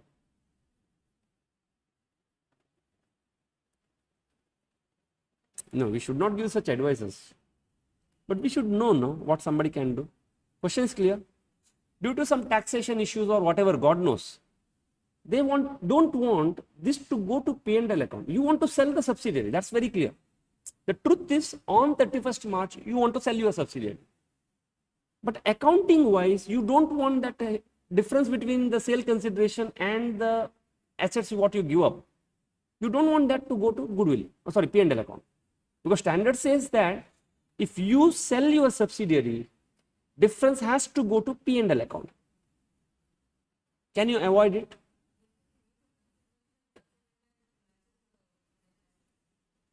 No, because net assets, they will pay consideration as per AFM principles, no? One genuine transaction happens, but I want to give one different accounting treatment for it, effect. No, I want to sell only, don't forget demerger and all. Demerger means my own shareholders should be paid back again. Simple, no, Baba. You split this transaction into two portions, no? It is called sale into trenches. Now, you have one agreement and sell 25% of the stake on 31st March. By selling 25, did you lose the control? No. That's why this is sale or without loss of control. If you have made a gain, where you will take? Other equity. Now, on 25th of April, 1 month from now, or as per part of the same agreement or separate agreement, you sell second tranche of 55%. That you take to P&L.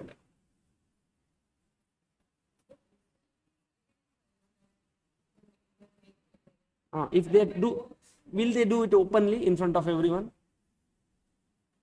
No, that's why we have needed, no.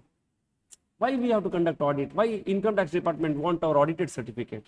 Because we are the independent people, shrewd, intelligent people. Someone is trying to fool out there like this type of transaction, which they will not tell openly. Oh, auditor, please come see, I made 2 agreements like this. That's why we have to understand the scheme of arrangement here and see what accounting effect they are trying to give.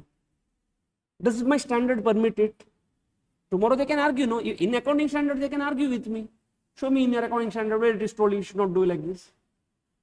That's why Ind AS comes with the principle. It says that when you lose the control in two or more arrangement, you can split this into more arrangement, and it indicates that you should have been accounted as a single transaction.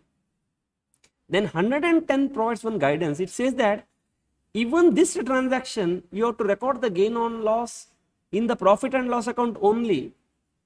Okay, when the control is lost, this gives an opportunity to arrange the disposal to reduce the P&L account. So what they say that you start accounting, even though you have not lost the control, but it looks like you would have lost the control, start accounting in P&L. So one of the more what does it indicate then? That there is a multiple arrangement. It's a multiple transaction, but it's a single transaction. What does it indicate? They are entered at the same time, but two different contracts. Two different contracts today. I'll ask why. Why today only you have to enter April's sale? What was the need for you? I'll question you. Now, they form a single transaction designed to achieve overall commercial effect. Then I'll look at the second transaction. See, again, my audit will happen from subsequent events are there. No. During that time I am there only. If any new transaction happen, my audit says please look into subsequent transactions. There is one standard meant for subsequent events. Go and ask management, have any events happened like this? If they say no, in reality it happened, take a representation from one, and if the management has cheated you, what do you call, lied you, come out of that audit. Teach them one lesson. This is what big fours do. Not big fours, any auditor will do. Don't accept the audit. No, they are in soup now. The share price will start falling. Now, the occurrence of one arrangement is dependent on the other arrangement, or it can be so well designed that second depends upon the first, or a first will automatically lead to the second. One arrangement is considered on its own is commercially not justified. When you look at this contract, it doesn't make sense. Why did you sell 25%? It commercially makes no sense, provided you might have sold at loss also. Why? Because this is loaded into a profit subsequently. That's why these are all the factors. The disposal of shares priced below the market price, compensated by above the market price. That's why these are all the factors you have to consider, and then you have to make a judgment. Is it a single transaction or it is a broken up transaction? Are you clear now? Yes, now we will solve some problems on loss of control, and there is one theory question. Okay, at the end we will do that. Interesting, no? What people do. Okay, this is one example just to understand. Given below is the balance sheet, okay, of 31st March. They have given you standalone statement of both the parties. On 1/4/2011, P acquired 90% for 2 lakh, 2 lakh. Oh, it's the same story. So that means my goodwill is 20, NCI is 30. They only give me a consolidated balance sheet. This time, P sold 80% of the investment. Previously, how much you had? 90%. That means out of this 80% you sold, 10% you retained. Now going forward, 10% is going to become 109 for you.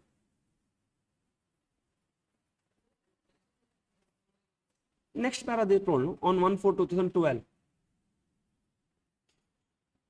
Reducing its holding to 10%, and at that time the fair value of the net assets included in the CFS is 3 lakh excluding goodwill. Now prepare CFS immediately after loss of control. So for this, always see, if I have acquired, what is my step 1? Goodwill. If you lost the control, what is your step 1? Gain or loss on sale. Means goodwill's opposite working. What did we do in 103? No, it's just opposite working. We have to do it here. Okay, right heading, calculation of gain or loss on sale. There we calculated goodwill here. Here we will calculate the gain or loss. What is the first step? Spring I start there in goodwill calculation. Purchase consideration paid.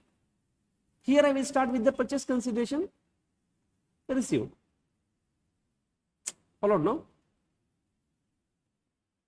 How much? For selling this 80% stake, you received 4 lakh. Is there any NCI sitting in your balance sheet? Is it required anymore? No, because you are not going to prepare any more CFS, or you may be preparing CFS because you have got 200 other subsidiaries, but one subsidiary will go out of your CFS. You will continue to prepare CFS because it can be so happen that at mid of the year you sold this subsidiary, but CFS you have to prepare at the end of the year to submit it to MCA or ROC, and that time up to say 30th October you will consolidate with subsidiary. From 1st of October, say 1st of November, because 30th October you sold, or 31st October you sold, from 1st of October you will prepare CFS without subsidiary, only with the parent value. So that somebody will come to know that during the year, one of the subsidiary was sold. And to do that consolidated, I should pass this entry, no, this is journal entry. It is bank account debit, NCI account debit. At what value you will debit NCI? Proportionate? Full, no, because you didn't sell proportionate there, you lost the control, so full 30,000 will go off.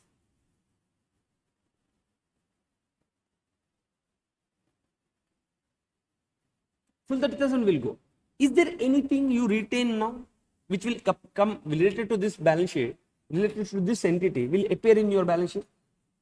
10% retention. Previously it was there in your CFS. Previously you invested how much? 90%. Was it shown as an investment in your balance sheet? CFS? No, because you eliminated full 90%. So investment was never there.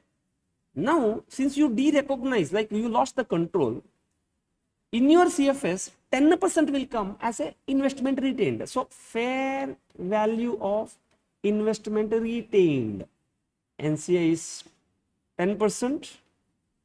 And retention is 10%. So together, what is the fair value of 10% retained? Have they told you?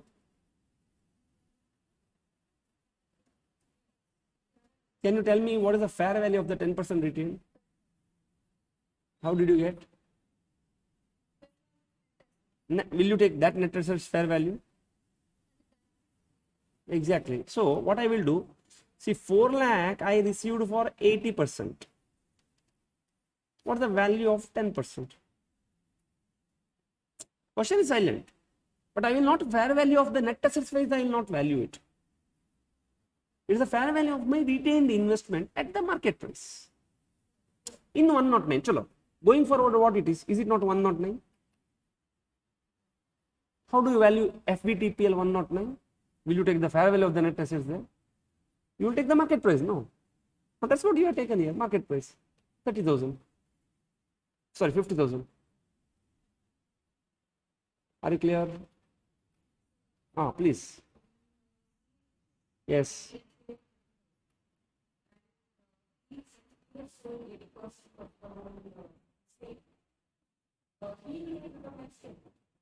Now, I will become an NCO.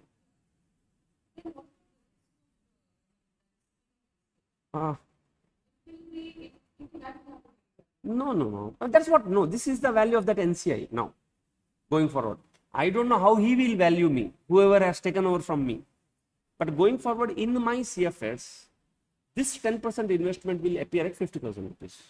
And I have got an option here for FVTPL or FVOCI. There is no option for cost.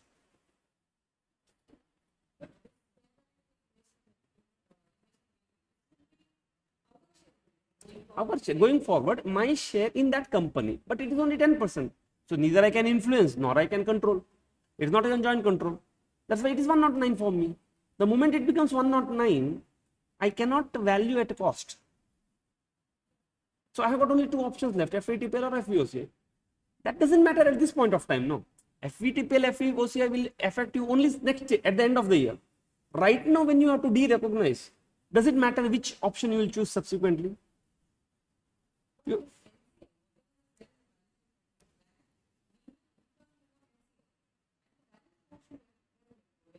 No, 90%. But with the 10%, you will not do anything, no. It's just an investment, no. SFS also, CFS also, no. In SFS also, In CFS also, you will have, because in SFS also 27 is no more applicable to you. Now, what you might have shown at cost, you will derecognize proportionate 80%. Now, from cost, it will move to FVTPL in SFS. We are talking only CFS level now. Loss of control, because NCA comes only at the CFS level, no? So, loss of control we are talking, they didn't ask me at SFS level. If they asked me at SFS level, I would have done similar thing there. Proportionately bank account debit to investment, how much? Worth 80%. And that investment 10% remained, no? That I would have converted into FVTPL. Being 109 in SFS, you have got only two choices. No? 109 means FVTPL or FVOCA. And why not 27? Because it is no more associate or no more subsidiary. What if you have maintained 20%? Now, you would have still continued to prepare going forward this as an associate in CFS. Anyhow, as we do proceed further, you will understand. I hope you are getting connected. Yeah, why we are not choosing the fair value of the net assets? If it was my associate, yes, probably I would have taken that.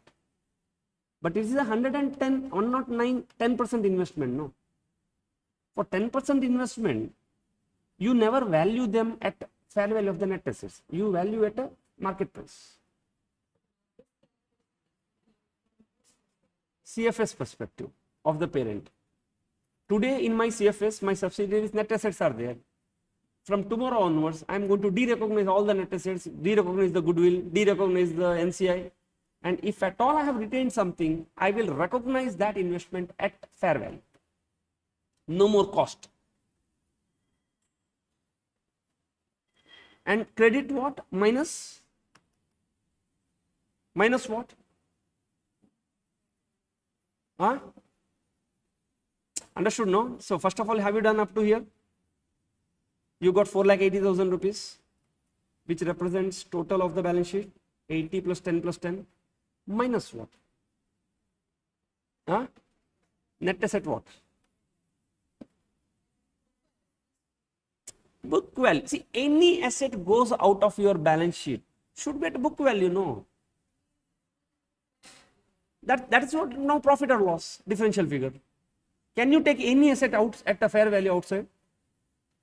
Inside you bring at fair value or cost, that is a different story, depending on which standard told.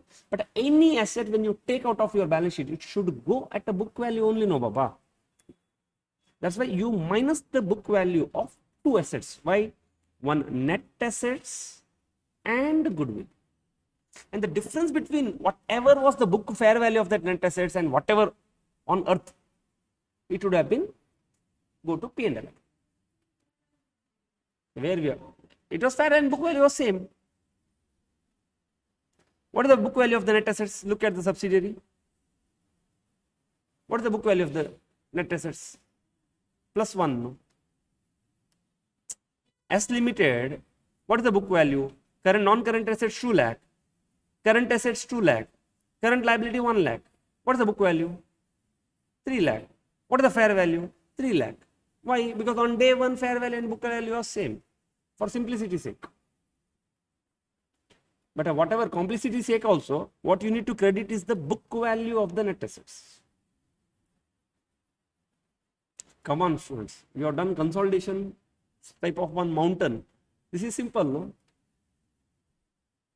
Then let us discuss more. I want you to be very clear, but at least for me, this looks much simpler. Consolidation is tricky.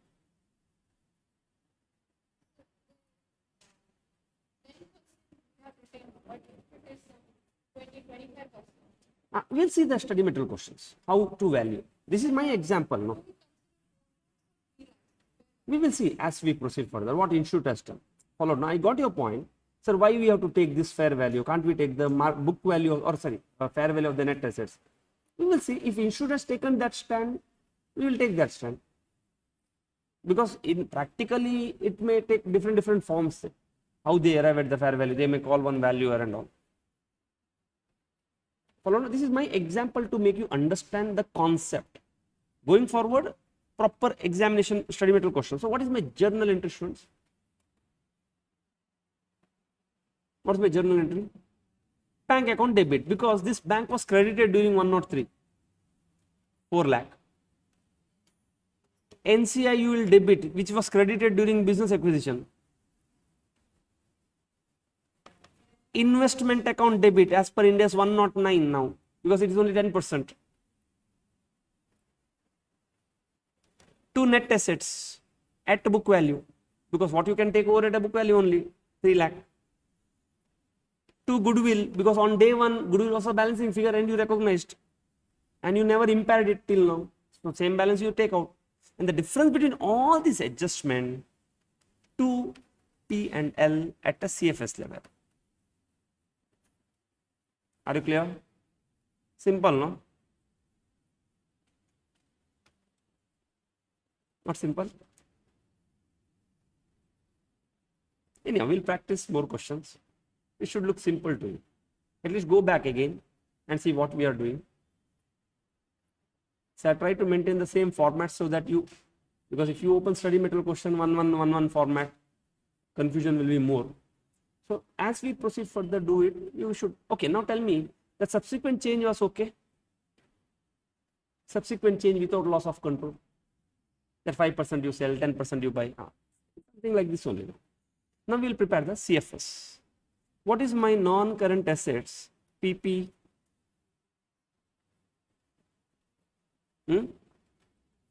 8 lakhs. 8 was my CFS value. Minus 2 went out.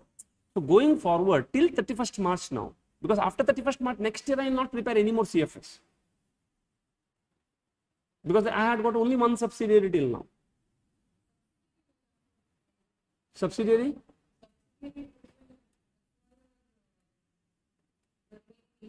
Somebody else acquired from me, no. Now that person will, subsidiary will never prepare CFS, no. If that person is not a human being, that person is also a company, going forward consolidation is done by another company.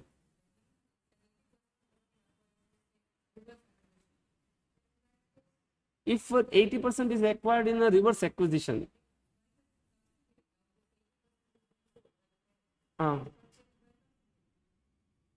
it's the reverse acquisition, then name of the balance sheet is X Limited, but you will see P Limited behind the scene. Because I only control somebody else, no. See, who is acquiring now? My subsidiary is an acquirer, but subsidiary itself is an acquirer. Then in that case, I will continue to prepare CFS in somebody's name, but the values will be my subsidiary's values, book value. Okay, since you asked this question, P Limited is there, S Limited is there. Now, in this, who took this 80% from P? I am the earlier owner of S. Say X Limited comes and takes over this P's 80% on S. Now, who is the owner of S? X. Who has to prepare CFS going forward? Yes, X is going to prepare CFS. But in this process, what happened? No, P became the owner of X with the swap ratio. When X Limited prepares a CFS, this is X, this is S. Which value should come? If it was a genuine business combination, X will have book value of X Limited, fair value of S Limited. Since this became a reverse acquisition, why? X acquired S, but X Limited's owner became P again. Not same, because earlier parent of X was Mr. Pi. Now in this process of, because if you before also acquisition, after acquisition also same, it's a common combination, both will be at a book value. Now some P came into picture, that means acquirer became acquiree. Now in my CFS, who will prepare CFS? X Limited will prepare CFS. You will have two columns called X Limited value, S Limited value. X Limited values will come at fair value, S Limited values will come at the book value. Where? P is where? P took the cash and went away. X is buying, no? Buying the stake. So when he buys the stake, who is the owner of S now? X Limited. So X is going to prepare the CFS, no? So if it is the normal acquisition, the CFS of X Limited will look like this, where X will consolidate their book value, take the fair value of S. But if it happens to be a reverse acquisition, X will put his fair value, S will be taken at a book value, name is called X Limited, the person behind this is P Limited. Out of your academic, nowhere from the examination point of view you should think about it, but good. If you open up your mind how the possibilities are going to happen, see, it will give you a different perspective. Are you clear now what I explained? Anyhow, only from academic point of view. So your PP is how much? 6 in the CFS. How much is my investment? 50,000. Going, previously it was not there in my CFS. But after I lost over the control, I should continue to prepare CFS till end of the year. Next year I will not prepare. Next year only SFS will come. So investment at a 10% will be 50. Current assets. What are the current assets? Other current assets. Can you tell me what is my other current assets? 7 lakhs. How did you get? 5 lakhs minus 2 lakhs. 5 lakh is the consolidated value plus 4 lakh cash I am going to get. Are you clear?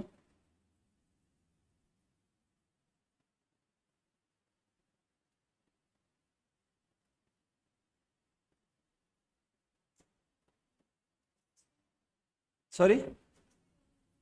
Okay, we'll see. 13.5 is fine. We'll go to the equity share capital. Equity and liability. Equity share capital. How much is my equity share capital? That doesn't matter whether you have lost the control, whether you have not lost the control. I told you, very simplest and the easiest in the consolidation is parent's equity share capital if it is not reverse acquisition. Other equity. How much is parent's other equity? 90. Because of this loss of control, is there any profit or loss happened? Yes, plus add 1.6.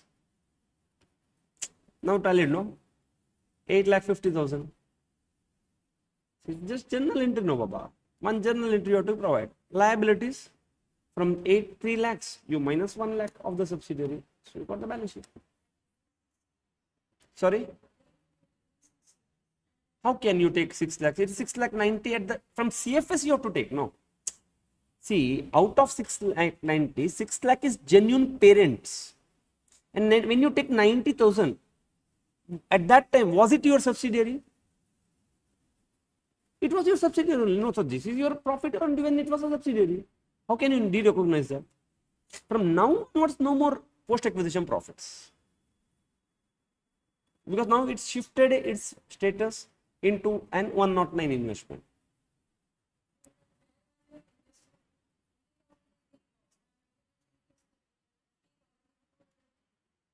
Where 20,000 is the cost? 2 lakhs was there. Originally you invested 2 lakh. Huh? Where is 2 lakh here?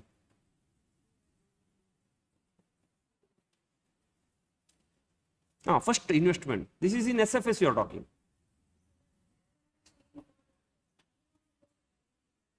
Next, when you prepared, first no. On 31st March 2012, if any fair values are going to change, then you will recognize it. That difference between that investment, that I will tell you. Yes, there is one gain, no? We have to give one breakup now. Not this question, we will see the subsequent question. There is one difference. Yeah, that difference what you are asking, no? We have to give a disclosure. Okay, first in simple, have you understood the basic journal entry and how to incorporate that? Yes, going forward. So this is the way I showed you from a CFS level how to de-recognize one subsidiary. Previously we learned how to add one subsidiary and prepare CFS. So to de-recognize, I have to pass one journal entry. That journal entry is exactly opposite of 109. Sorry, 103. Where goodwill, book value of the net assets, all those things I will recognize. And the moment I pass that journal entry, from the CFS, I will start removing it one by one and prepare the balance consolidation. So in March 2011, group had a 60% interest in subsidiary with a share capital of 50,000 ordinary shares. The carrying amount of the goodwill is 20,000 at a March using partial goodwill method.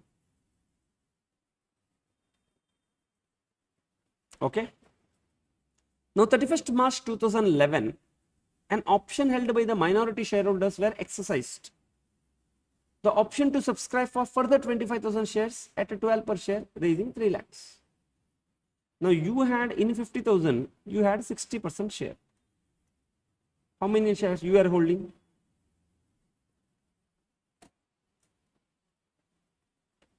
30,000 shares in 50,000 total. And how much was the minority interest? 20. Now there was one option held by minority interest. He got additional 25,000 shares. Because of this, what is your total number of shares? 75,000 number. Did your stake increase? No. Previously you were holding 60%. Now how much it came to?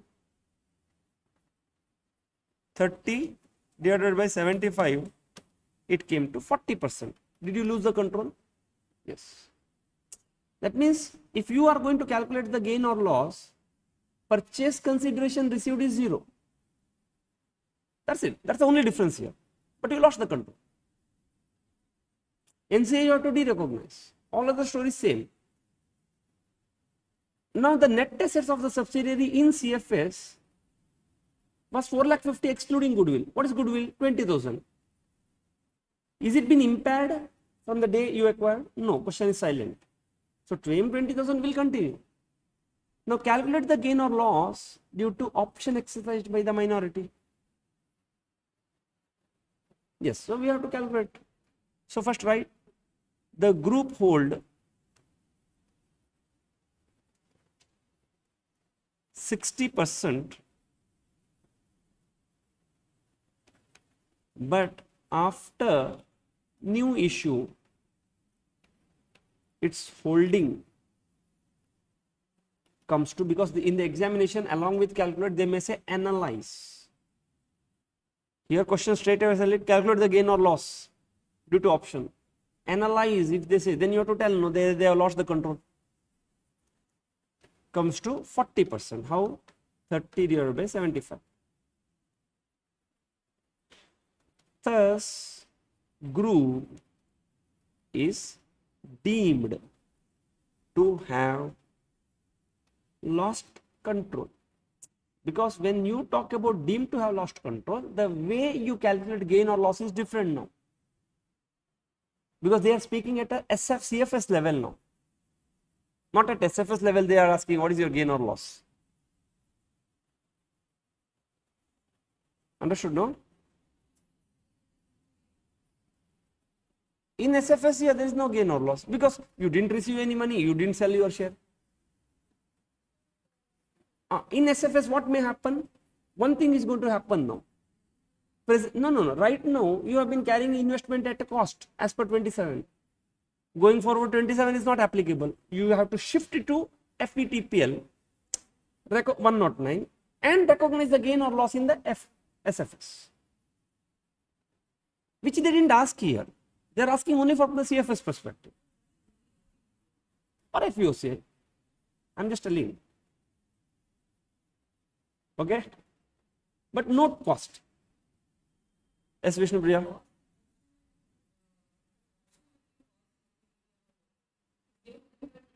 $27. Yeah, 109 where we discussed cost. We gave an option of FVOCI there. In 109, FVTPL is the default thing for equity shares. Followed, no? Yes, so this is deemed control. So write the calculation of gain or loss. See, question is very silent. Calculation of gain or loss. Because question is very silent in whether in CFS or SFS. So first we have to analyze. We have to assume that it is at SFS level. Then we have to speak about loss of control. Because in CFS, SFS, at whether they have shown at cost or fair value, who knows? Have they told you? So we will not speak about SFS now. Since they are talking about goodwill and all this thing in the question, we are assuming they must be speaking at the CFS level. So what is your sale consideration or purchase consideration received? 0. 0, no? Now NCI, should you not de-recognize? What was the book value of NCI as on loss of control?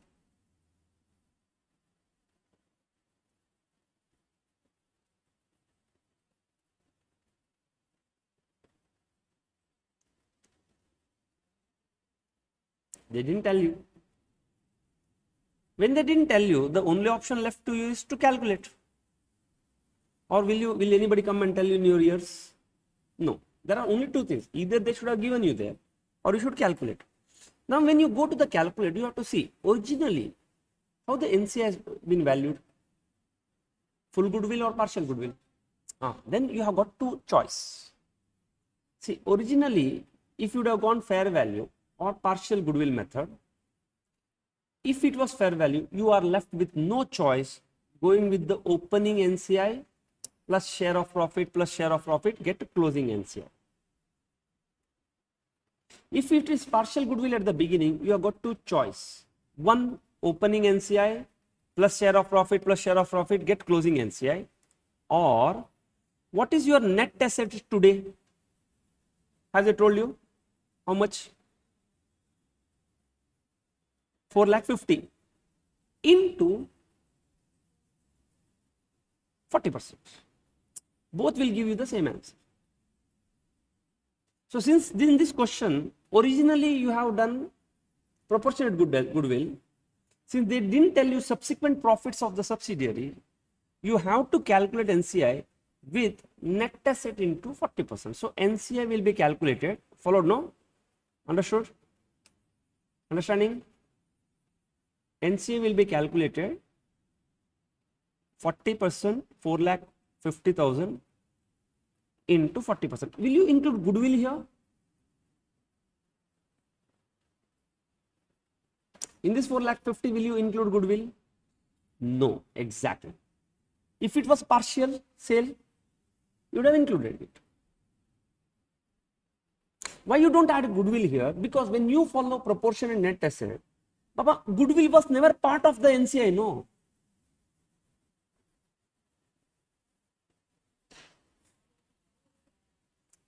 When you calculated goodwill for the first time, which method of goodwill you followed? Partial goodwill method. Was this NCI, goodwill was part of NCI?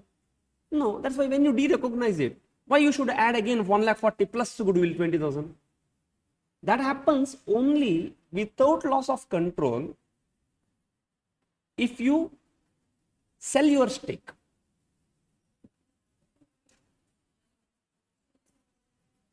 At fair value, and then they should have given you, no? That's what I told you. You have got two options. If originally in goodwill NCA was valued at a fair value, today's closing balance you have to get by doing plus share of profit. They would have given you, this is the closing balance of NCA. That whatever they give you, take it here. Simple, no? In every question, it's like that only. When you calculate NCA fair value, they would have given you the answer. Followed? Yeah, it needs practice, students. This clarity of thinking comes with the practice. But I hope you are much clear now. Why we are doing what we are doing. And these questions they will ask from here only. I know that. Now, how much it comes to? 1,80,000. What is your fair value of retained investment? Do you have any fair value of the retained investment? Do you have retained anything? Yeah, entire thing you only retained, no. How many shares you had? 30,000 shares were there with you. Because you never sold. Somebody's option, you made you minority there. And at what value? New shares were given 12 rupees. So you will value your share at 12 rupees only. Not with the proportionate net assets. Yeah, obviously, no, because when you talk about, you are an NCI now. When you are an NCI, see, Vidya, you asked me a question, why not fair value? Because when you recognize an NCI, there were two options. One fair value method, proportionate net asset method. When I said fair value, how do you find out fair value? Either market price or whatever purchase consideration paid divided by 80% into 20%. That method we are following because we are telling the heading called a fair value of the retained investment, not fair value in bracket proportionate net asset. That is another method of calculation of NCA only. So we are opting this for us. Are you clear now? See, if you don't ask me the question, this question will never come to your mind. So how much it comes to? 30,000 into 12, it comes to 3,60,000. So you got total 5.4 minus what? Book value of net assets. Very good. Because they may confuse you. BVNA, not FVNA. How much? 4,50,000 plus goodwill 20.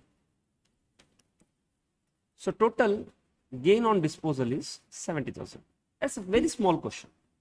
Highly probable in the examination for 5 marks. They may ask you with theory. You all should write certain theories there. That this is, I'll tell you the theory. They may ask you the breakup of this 70. I'll tell you in some other question we have to give the breakup because this 70 came some portion from remeasuring the existing asset, some portion came from de-recognizing the net assets. That breakup we have to give.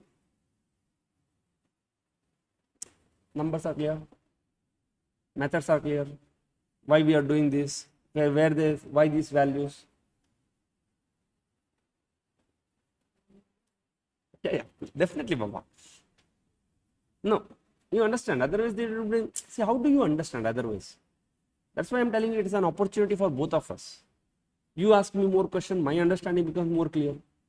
I will tell you something, your understanding is ready-made now for you. Otherwise you have to break your head. And I have also broken my head. That's why I'm inviting questions. Because I know the importance of a question. Anyhow, we'll move on to question number 42.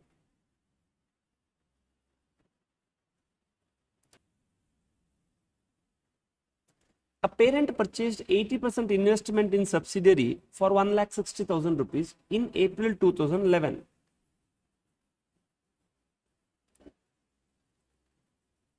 When the fair value of the net assets was 1,75,000.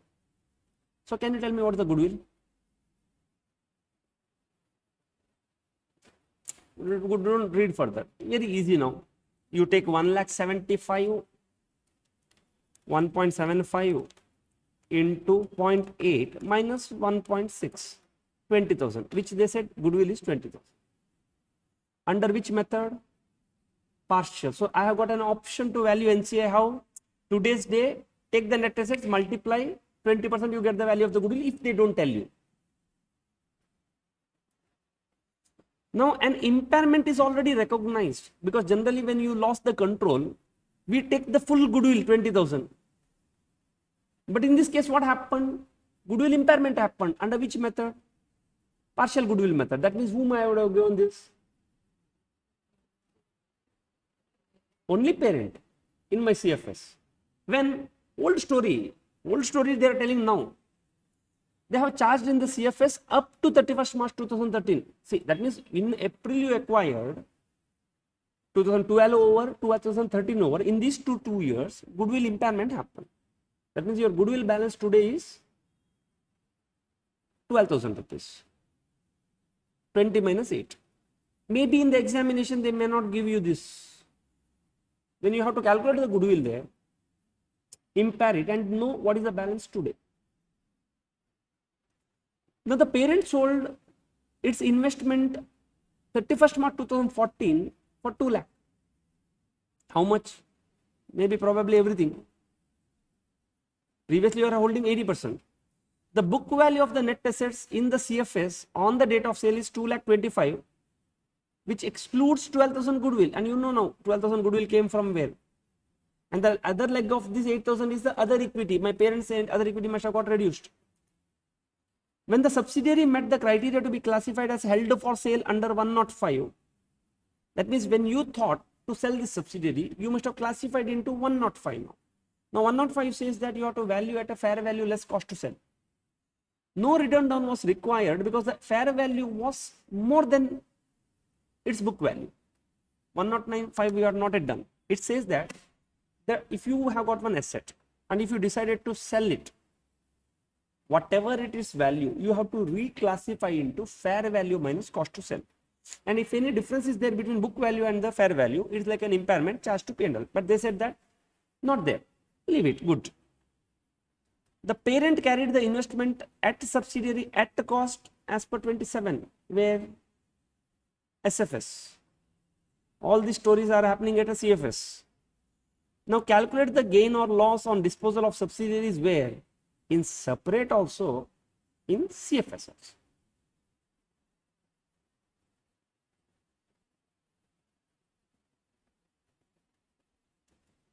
Understood?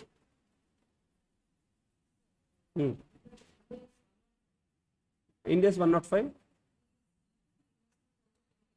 Not equity. Your plant and machinery. It's called non-current assets, not current assets.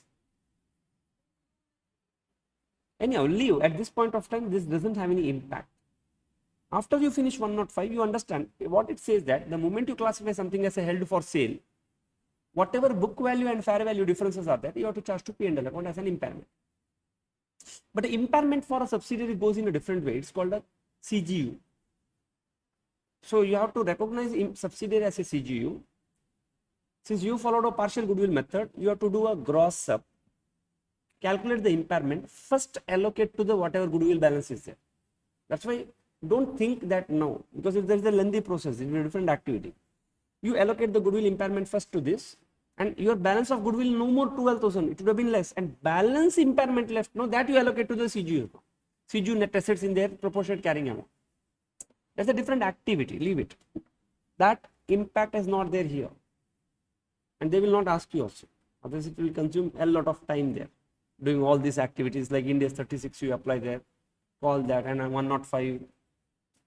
Okay. So first thing, we have to calculate the gain or loss in SFS. Right? Gain or loss in SFS. How do I calculate? What I start with? Sale price. Any gain or loss, I start with the sale price. How much? 2 lakh. Correct? Have they told me how much is sold? Did I lose the control?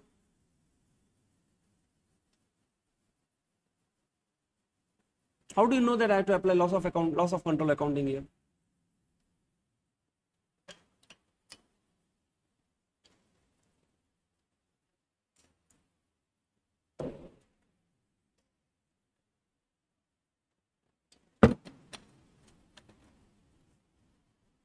How do you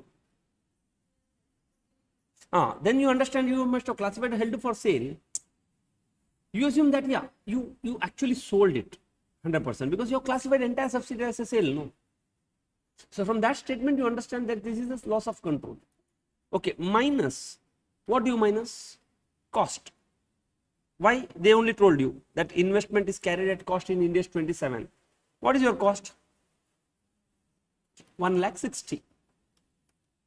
So you made a gain of 40,000 rupees in your SFS, where you will take P&L. This is recognized in P&L. Are you very clear? Are you very clear? So from the statement that I want to classify it for sale, I understand this is the loss of control. They didn't tell me how much percentage is sold. So I will assume everything must have been sold. So at a SFS level, since they told me that it is valued at cost, 2 lakh minus 1,60,000, I will take 40,000 is gain. So now I will talk about the CFS. Parent lost control by assuming 50-80% is sold. Working note 1, goodwill balance. You will say, sir, what is this? It is written on the face of the working there. But why? I don't know. In the examination, because they have given in the suggested answer there. goodwill balance. So in the exam, whatever workings they are given, they may remove those numbers. So first you start with the purchase consideration. How much? 1,60,000, because they will spoon feed you here with all the numbers. Add NCI. How much is my NCI at the acquisition date?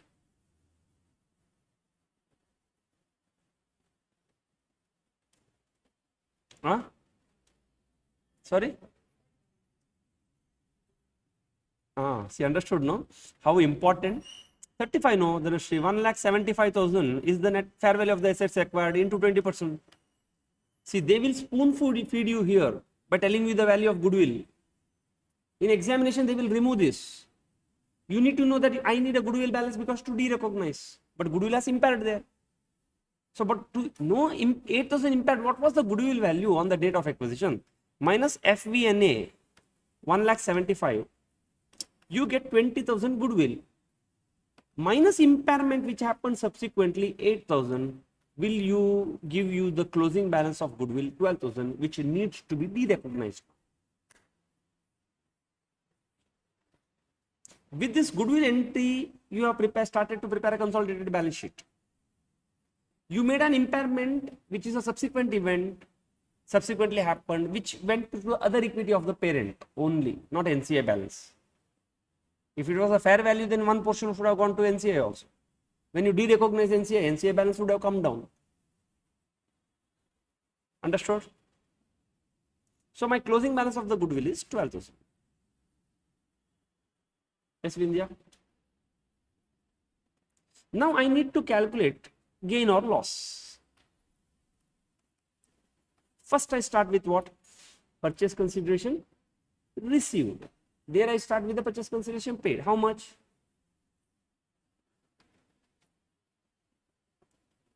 Two lakhs.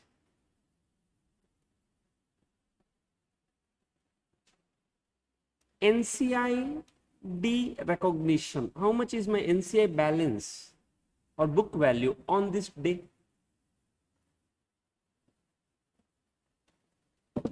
I need to de-recognize the NCI now. Can you tell me what is my NCI balance on this day? Huh? I don't know. 45? Any other numbers, students? Huh? 45,000? Yes, Vidya? Vishnu Priya, what is your opinion? Dhanashree, how did you get 40? From where did you get 40? Where did you get 40? Huh?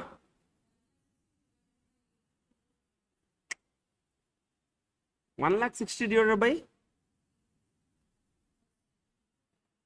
That is fair valuation on the date of acquisition. I am talking when gain or loss on the loss of control date after 2014. 45,000. 45, no? Because what is your fair value of the, what is your book value of this consolidated value? 2,25,000 on the date of sale.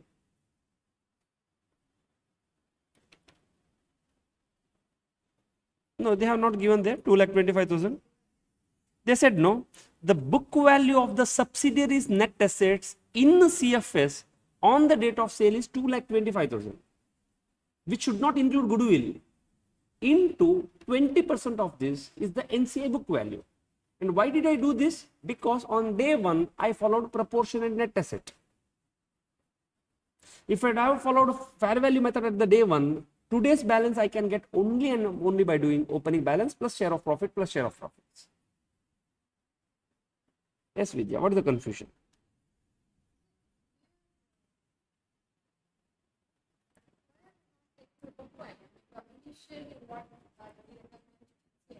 Do it, no problem, do it. You take the initial value. What is the initial value? 35,000 plus. Can you tell me what is my NCI share of profit for 2 years? No. That's what I'm telling you. If you knew this, it would have exactly come to 45,000. Why? Because on day one, you followed 35,000 with the proportionate net asset method. If it was fair value method, they would have given you in the question how much is the profit earned for 2 years. Or they would have given, they may not have given you like that. They would have told you this is the book value at that time, this is the book value at this time. Difference between the two book value would have been the profit of the subsidiary post acquisition. You would have taken the NCA share. Yeah. Yes. Next, did you retain anything? No. Minus book value. What is the book value of the NCI? Oh, sorry, subsidiary. 2,25,000, which they told you. What about the goodwill? 2,25,000. See, you don't add 2,25,000 plus 2. That I explained you already. That is only for partial sale, not for loss of control. And then goodwill also I did recognize and said my gain at the CFS level is 8,000.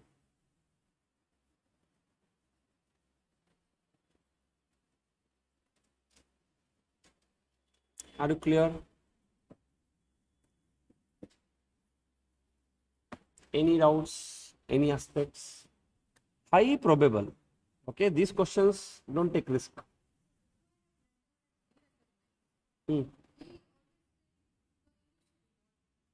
Arey Baba, initially when you acquired, eventually over the period of time when the subsidiary earned the profit, did your net value of the book value of the net assets have not changed?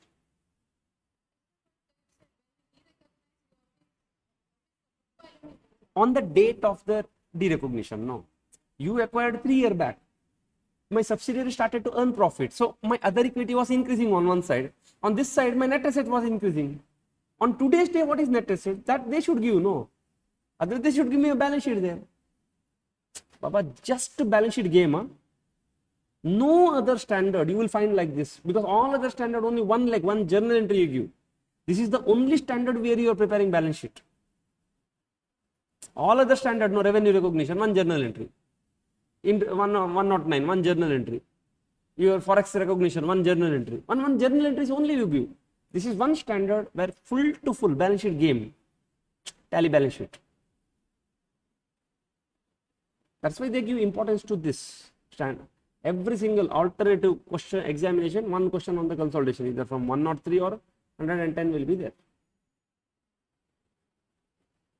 Follow? Yes. In this question, you have to give that breakup because say they may ask you, give the disclosure. That's why that profit 8,000 what we got, no? You have to give a breakup of it.